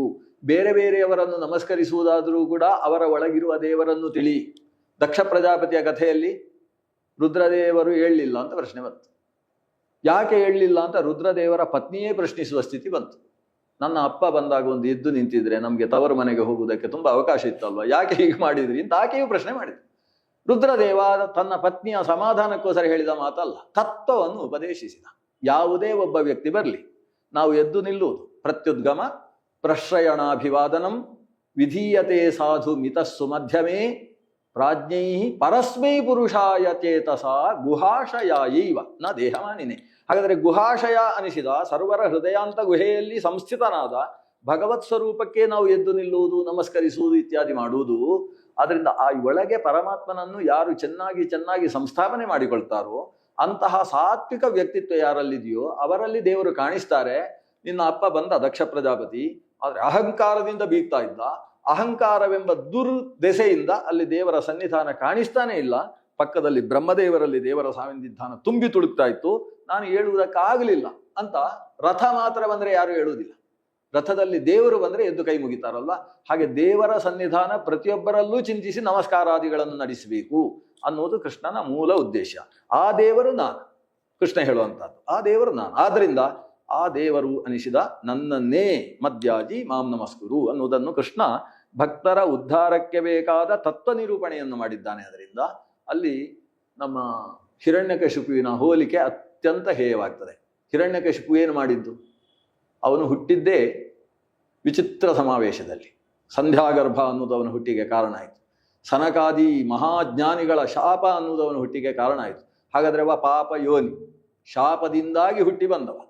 ಶಾಪ ಅವನ ಪಾಪವೇ ಹಿರಿಯರನ್ನು ಅವಮಾನಿಸಿದ್ದೇ ಅವನ ಜನನಕ್ಕೆ ಮೂಲಭೂತವಾದ ಹೇತುವಾಗಿತ್ತು. ಅಂತಹ ವ್ಯಕ್ತಿತ್ವ ಪ್ರಹ್ಲಾದನ ಮೇಲೆ ಅಂತಹ ದೌಷ್ಟ್ಯವನ್ನು ಎಸಗಿ ವಿಷ್ಣು ದ್ವೇಷದಿಂದ ಮಾಡಿದಂತಹ ಅನೇಕ ಕರ್ಮಾನುಷ್ಠಾನಗಳು. ನನ್ನನ್ನು ಬಿಟ್ಟು ಮತ್ತೊಬ್ಬರನ್ನು ಪೂಜಿಸತಕ್ಕದ್ದಲ್ಲ, ನನ್ನದ್ದೇ ಸರ್ವೋತ್ಕೃಷ್ಟವಾದ ವ್ಯಕ್ತಿತ್ವ, ಈ ರೀತಿಯ ಮಾತುಗಳನ್ನು ಆತ ಆಡುವುದಕ್ಕೆ ಶುರು ಮಾಡಿದ. ಇದಕ್ಕೆ ಇತಿಹಾಸವನ್ನು ಪುರಾಣ ಏನು ಹೇಳ್ತದೆ? ಅವ ವಿಷ್ಣುವನ್ನು ಹುಡುಕಿಕೊಂಡು ಹೋದಂತೆ. ನನ್ನ ತಮ್ಮನನ್ನು ಕೊಂದವ ಎಲ್ಲಿದ್ದಾನೆ ಅಂತ. ಅವನು ಹೋದ ಜಾಗದಲ್ಲಿ ವಿಷ್ಣು ಕಾಣಿಸಲಿಲ್ಲ. ಅಲ್ಲಿದ್ದವರ ಹತ್ರ ಎಲ್ಲ ಕೇಳಿದ. ನಾರದರ ಹತ್ರವೂ ಪ್ರಶ್ನಿಸಿದ. ನಾರದರು ಹೇಳಿದ್ರು, ನೀನೀಗ ಪ್ರವರ್ಧಮಾನ ಆದಮೇಲೆ ವಿಷ್ಣು ಎಲ್ಲಿ ಕಾಣಿಸುವುದಿಲ್ಲ ನನಗೆ. ನಾನು ಸುಮ್ಮನೆ ನಾರಾಯಣ ನಾರಾಯಣ ಹೇಳ್ತಾ ಹೋಗ್ತೇನೆ, ವಿಷ್ಣು ಕಾಣಿಸುವುದಿಲ್ಲ. ಆವಾಗ ಈತ ಏನು ತೀರ್ಮಾನಿಸಿದ? ವಿಷ್ಣು ಆತ್ಮಹತ್ಯೆ ಮಾಡಿಕೊಂಡಿದ್ದಾನೆ ಅಂತ ತೀರ್ಮಾನಿಸಿದ. ನನ್ನ ಹೆದರಿಕೆಯಿಂದ ತಮ್ಮನನ್ನು ಕೊಂದ, ಈಗ ಭೂಗತನಾಗಿ ಹೋಗಿದ್ದಾನೆ ಅಂತ. ಆಮೇಲೆ ಅವನಿಗೆ ಅರ್ಥ ಆಯ್ತಂತೆ, ವಿಷ್ಣು ಎಲ್ಲೆಲ್ಲೋ ಹೋಗಲಿಲ್ಲ, ಮಹಾಕುತಂತ್ರಿ. ನನ್ನ ಮನೆಯಲ್ಲಿ ನನ್ನ ಮಗನ ಒಳಗೆ ವಿಷ್ಣು ಗ್ರಹ, ಅದೊಂದು ಪಿಶಾಚಿ ಅಂತ ಹೇಳ್ತಾನೆ ಅವ, ವಿಷ್ಣು ಗ್ರಹಾಭಿಭೂತೋತ್ಸವ ಅಂತ. ನನ್ನ ಮಗನ ಒಳಗೆ ಆ ವಿಷ್ಣು ಅನ್ನೋ ಪಿಶಾಚಿ ಆವೇಶಗೊಂಡಿದೆ, ಆದ್ರಿಂದ ಅವನನ್ನು ಸಾಯಿಸಬೇಕಾದ್ರೆ ಇವನನ್ನೇ ಹೊಡಿಬೇಕು ಅಂತ ತೀರ್ಮಾನಿಸಿದಂತೆ. ಈ ರೀತಿಯ ವಿಷ್ಣು ದ್ವೇಷ. ಅವನು ನನ್ನನ್ನೇ ಪೂಜಿಸಿ ಅಂತ ಯಾಕೆ ಹೇಳಿದ? ನನ್ನನ್ನೇ ಎಲ್ಲರೂ ಹೋಗಿಸಿ ಅಂತ ಯಾಕೆ ಹೇಳಿದ? ವಿಷ್ಣು ಹೋಗಿ ಆಗಿದೆ, ಇರುವುದು ನಾನೇ. ಅದರಿಂದ ವಿಷ್ಣುವಿನ ಸ್ಥಾನ ನಂದೇ ಈಗ ಅನ್ನೋ ಒಂದು ಅಹಂಭಾವ ಇತ್ತಲ್ಲ. ಆ ಅಹಂಭಾವ ಯಾವಾಗ ನರಸಿಂಹದೇವರ ಮೂಲಕ ಮುಗಿಯಿತು, ನರಸಿಂಹ ಅಖಿಲಾಜ್ಞಾನ ಮತಧ್ವಾಂತ ದಿವಾಕರ. ಆ ಕೆಟ್ಟ ವಿಷಯಗಳನ್ನು ಯಾವಾಗ ನರಸಿಂಹದೇವ ನಾಶ ಮಾಡಿದ್ನೋ ಅವತ್ತಿನಿಂದ ಸ್ಪಷ್ಟ ಜ್ಞಾನ ಬೆಳಗುವುದಕ್ಕೆ ಪ್ರಾರಂಭ ಆಯಿತು. ದ್ವಾಪರದಲ್ಲಿ ಅರ್ಜುನನನ್ನು ವತ್ಸನನ್ನಾಗಿ ನಿಮಿತ್ತೀಕರಿಸಿಕೊಂಡು ಭಗವಂತ ಶ್ರೀಕೃಷ್ಣ ಅಂತಹ ಸುಂದರ ತತ್ವವನ್ನು ನಮಗೆ ಅನುಗ್ರಹಿಸಿದ್ದಾನೆ. ಹಾಗಾಗಿ ನಾವು ಇಲ್ಲಿಗೆ ಉಪಸಂಹಾರ ಮಾಡ್ಬೋದಾ? ಒಂದೆರಡು ಮಾತು ನೀವೇನಾದರೂ ನಿಮ್ಮ ಇಡೀ 9ನೇ ಅಧ್ಯಾಯದಲ್ಲಿ ನೀವು ಕಂಡುಕೊಂಡ ಸತ್ಯ ಏನಾದರೂ ಹೇಳ್ಬೋದು, ಒಂದು ಸಂದೇಶ. ಆದರೂ ಈ ಭಕ್ತಿ ಎನ್ನುವುದು ಪ್ರಧಾನವಾದ ತತ್ವ. ಭಕ್ತಿಯಿಂದಾಗಿ ಮಾತ್ರ ಪರಮಾತ್ಮನನ್ನು ಹೊಂದಲಿಕ್ಕೆ ಸಾಧ್ಯ. ಎಲ್ಲ ಒಪ್ಕೊಂಡೆ, ಆದ್ರೆ ಪುನಃ ಒಂದು ಚಿಕ್ಕ ಪ್ರಶ್ನೆ ಉಳಿದುಕೊಂಡಿದೆ. ಏನಂತ ಹೇಳಿದ್ರೆ, ಪರಮಾತ್ಮ ಹೇಳ ನಮೇ ದ್ವೇಷ್ಯೋಸ್ತಿ ನ ಪ್ರಿಯ, ನನಗೆ ಶತ್ರುಗಳು ಇಲ್ಲ ಮಿತ್ರರು ಕೂಡ ಇಲ್ಲ ಅಂತ ಹೇಳ್ತಾನೆ. ಆದ್ರೆ ಯಾರಿಗೆ ಶತ್ರುಗಳು ಇಲ್ವೋ ಯಾರಿಗೆ ಮಿತ್ರರು ಇಲ್ವೋ ಅವನು ಎಲ್ಲರಲ್ಲೂ ಸಮಾನವಾದಂತಹ ವಾತ್ಸಲ್ಯವನ್ನು ತೋರ್ಬೇಕು, ಎಲ್ಲರಿಗೂ ಸಮಾನವಾದ ಅನುಗ್ರಹವನ್ನು ಮಾಡಬೇಕು. ತನ್ನಲ್ಲಿ ಭಕ್ತಿ ಮಾಡುವವರಿಗೂ ಅದೇ ಅನುಗ್ರಹವನ್ನು ಮಾಡಬೇಕು, ತನ್ನಲ್ಲಿ ಭಕ್ತಿ ಮಾಡದೇ ಇದ್ದವರಿಗೂ ಅದೇ ಅನುಗ್ರಹವನ್ನು ಮಾಡಬೇಕು. ಅದೇ ಕಂಸನನ್ನು ಕೊಂದದ್ಯಾಕೆ, ಕಂಸನನ್ನು ಕೊಂದದ್ಯಾಕೆ, ಕುಬ್ಜೆಯನ್ನು ಅನುಗ್ರಹಿಸಿದ್ಯಾಕೆ? ಓ, ಹಾಗೆ ತಾರತಮ್ಯ ಮಾಡಿದ್ದ. ತಾರತಮ್ಯ ಮಾಡಿ ಈ ರಾಜಕೀಯ ವ್ಯಕ್ತಿಗಳಂತೆ ಆಗೋಯ್ತು. ರಾಜಕೀಯ ವ್ಯಕ್ತಿಗಳು ತಮ್ಮ ಹತ್ತ ಬಂದವರಿಗೆ ವ್ಯಕ್ತಿಗಳಾಕೆ ನಮ್ಮ ಹಾಗೆ ಅಂತ ನಮ್ಮ ಹಾಗೆ ನಾವು ಕೂಡ ನಮ್ಮ ಹತ್ತ ಬಂದವರ ಹತ್ರ ಕ್ವಶನ್ನಾಗಿ ಮಾತಾಡ್ತೀವಿ, ನಮ್ಮ ಹತ್ತ ಸಿಟ್ಟು ಹತ್ರ ಕೆಟ್ಟದಾಗಿ ನಡ್ಕೊಳ್ತೀವಿ. ನಮ್ಮ ಹಾಗೆ ದೇವರು ಅಂತ, ನಮ್ಮ ಹಾಗೆ ದೇವರು. ಅವನೇನು ವೇದವ್ಯಾಸರು ಬ್ರಹ್ಮಸೂತ್ರಗಳಲ್ಲಿ ವೈಷಮ್ಯ ನಿರ್ಘಣ್ಯ ಇಲ್ಲ ಅಂತ ಹೇಳಿದ್ರಲ್ಲ, ಭಗವಂತನಲ್ಲಿ ಪಾರ್ಶಿಯಾಲಿಟಿ ಅನ್ನುವ ಸ್ಥಿತಿಯೇ ಇಲ್ಲ ಅಂತ. ಹಾಗಾದ್ರೆ ಇವರಿಗೆ ಒಳ್ಳೇದು ಮಾಡಿದ ಅವರಿಗೆ ಕೆಟ್ಟದ್ದು ಮಾಡಿದ ಇದು ಮಾಡಬಾರ್ದಾ? ನಮ್ಮ ಪರಮಪೂಜ್ಯ ಶ್ರೀ ವಿಶ್ವೇಶತೀರ್ಥ ಶ್ರೀಪಾದರು ನಮ್ಮನ್ನು ದೃಷ್ಟಾಂತ ಕೊಡ್ತಾ ಇದ್ರು. ನೀವೆಲ್ಲ ಮೇಷಗಳಲ್ಲ, ಮೇಷಗಳು ಅವರಿಗೆ ಎಲ್ರಿಗೂ 60 ಮಾರ್ಕ್ ಹಾಕೋದು ಬಿಟ್ಟು ಒಬ್ಬರಿಗೆ 40 ಒಬ್ಬರಿಗೆ 98 ಯಾಕೆ ಹಾಕಿದ್ದು ಅಂತ ಕೇಳಿದ್ರು. ಯಾಕೆ ಹಾಕಿದ್ದು ಅಂದರೆ ಅವರವರ ಕರ್ಮ ಸ್ವಾಮಿ, ಅವರು ಏನು ಬರೆದಿದ್ದಾರೆ ಅದಕ್ಕೆ ಹಾಕು. ಹಾಗಾದ್ರೆ ದೇವರು ಅವರವರ ಕರ್ಮಾನುಗುಣವಾಗಿ ಫಲ ಕೊಡು. ಒಳ್ಳೆ ಕೆಲಸ ಮಾಡಿದರೆ, ಸಾಧು ಕರ್ಮ ಮಾಡಿದರೆ ಸಾಧು ಲೋಕ, ಅಸಾಧು ಕರ್ಮ ಮಾಡಿದರೆ ಅಸಾಧು ಲೋಕ. ಅಸಾಧು ಕರ್ಮ ಮಾಡಿದವನನ್ನು ಕೊಲ್ಲಬೇಕು ಯಾಕೆ? ನರಕಕ್ಕೆ ಹಾಕಿದರೆ ಸಾಕಲ್ವಾ? ಹಾಗೆಲ್ಲ ಶಿಕ್ಷೆ ಯಾಕೆ ಕೊಡಬೇಕು? ಇನ್ನೊಂದು ಪ್ರಶ್ನೆ ಬರ್ಬೋದು. ಅದು ಸಾಧು ಜನರನ್ನು ಈ ಲೋಕದಲ್ಲಿ ಜಾಸ್ತಿ ಮಾಡುವುದಕ್ಕೋಸ್ಕರ ಮಾಡುವಂಥದ್ದು. ಅವರಿಗೆ ಆ ರೀತಿ ಶಿಕ್ಷೆ ಕೊಟ್ಟ. ಅಷ್ಟು ಕೆಟ್ಟದ್ದು ಮಾಡಿದ್ರು ದುರ್ಯೋಧನಾದಿಗಳು. ಕೊನೆಗೆ ಏನಾಯಿತು? ದುಶ್ಯಾಸನನ ಎದೆ ಬಗೆದು ರಕ್ತ ಕುಡಿತಾ ಇರಬೇಕಾದ್ರೆ ಕೃಷ್ಣ ಚಪ್ಪಾಳೆ ತಟ್ಟಿದ ಅಂತ. ಹಾಗಾದರೆ ಆ ದೌಷ್ಟ್ಯಕ್ಕೆ ಅಂಥ ಶಿಕ್ಷೆ ಕೊಟ್ಟಾಗ ಕೃಷ್ಣ ಎದುರು ನಿಂತು ಅದನ್ನು ನೋಡಿ ಲೋಕಕ್ಕೆಲ್ಲ ಹೀಗೆ ಆಗಬೇಕಾದದ್ದು ಅಂತ ಹೇಳ್ತಾನಲ್ವಾ? ಇದರ ಹಿನ್ನೆಲೆ ಏನು? ಅಸಾಧು ಕರ್ಮ ಮಾಡುವವ ಇಂಥ ಗತಿ ಕಾಣ್ತಾನಪ್ಪ, ಜಾಗೃತೆಯಾಗಿರು ಅಂತ ಲೋಕದಲ್ಲಿ ವ್ಯವಸ್ಥಿತವಾದ ಧರ್ಮಸ್ಥಾಪನೆ ಅನ್ನೋದು ಕೃಷ್ಣನ ಈ ಎಲ್ಲ ಚರ್ಯೆಯ ಹಿನ್ನೆಲೆಯಲ್ಲಿದೆ. ಅದರಿಂದ ಕೃಷ್ಣ ಪಕ್ಷಪಾತ ಮಾಡಿದ್ದಲ್ಲ, ಅವರವರ ಅರ್ಹತೆಗೆ ಅನುಗುಣವಾಗಿ ಅವರವರು ಏನೇನು ಕರ್ಮ ಮಾಡಿದ್ದಾರೆ ಅದಕ್ಕೆ ಅನುಗುಣವಾದ ಫಲವನ್ನು ಕೊಟ್ಟಿದ್ದಾನೆ ಅಂತ ಒಂದು ಸಂಕ್ಷಿಪ್ತವಾದ ಉತ್ತರದಲ್ಲಿ ಅದನ್ನು ಮುಗಿಸೋಣ. ಒಟ್ಟಂದದಲ್ಲಿ ಈ 9ನೇ ಅಧ್ಯಾಯ ರಾಜವಿದ್ಯಾ ರಾಜಗುಹ್ಯ ಯೋಗ, ಇದರಲ್ಲಿ ಕೃಷ್ಣ ಮುಖ್ಯ ಹೇಳಿರುವಂಥದ್ದು ನನ್ನನ್ನೇ ನಮಿಸು, ನನ್ನ ಪೂಜೆಯಿಂದ ವಿಮುಖನಾಗಬೇಡ. ಪೂಜೆಯಲ್ಲಿ ಬಹಳ ಮುಖ್ಯವಾದದ್ದು ಭಕ್ತಿ. ಆ ಭಕ್ತಿಗೆ ಇಂಥವರೇ ಅಧಿಕಾರಿಗಳು, ದೇವಸ್ಥಾನದ ಪೂಜಾರಿಗಳು ಮಾತ್ರ ನನ್ನನ್ನು ಪೂಜೆ ಮಾಡಬೇಕು, ಉಳಿದವರು ಮಾಡಬಾರ್ದು ಅನ್ನೋದು ಸುತರಾಮಿಲ್ಲ. ಪ್ರಪಂಚದ ಇವತ್ತಿನ ವ್ಯವಸ್ಥೆಯಲ್ಲಿ ಮೇಲ್ವರ್ಗ ಕೆಳವರ್ಗ ಅಂತ ಏನು ಬೇಕಾದರೂ ಮಾಡಿಕೊಂಡಿರಿ, ಯಾವ ವರ್ಗದ ಅತ್ಯಂತ ಕೊನೇ ವರ್ಗದ ಕೊನೆ ಬೆಂಚಿನಲ್ಲಿರುವ ವ್ಯಕ್ತಿಯೂ ಕೂಡ ನನ್ನನ್ನು ಪೂಜಿಸುವುದಕ್ಕೆ ಅರ್ಹನಿದ್ದಾನೆ. ಅವರೆಲ್ಲರೂ ನನ್ನ ಪೂಜೆಯಿಂದ ಸರ್ವ ಶ್ರೇಯಸ್ಸನ್ನು ಪಡೆಯುವುದಕ್ಕೆ ಶಕ್ಯ. ಆದ್ದರಿಂದ ನನ್ನನ್ನು ಭಕ್ತಿಯಿಂದ ಆರಾಧಿಸಿ ಅನ್ನುವುದಷ್ಟೇ ಅಲ್ವಾ ಈ 9ನೇ ಅಧ್ಯಾಯದ ಪರಮ ಮುಖ್ಯವಾದ ರಾಜಗುಹ್ಯ ಯೋಗ.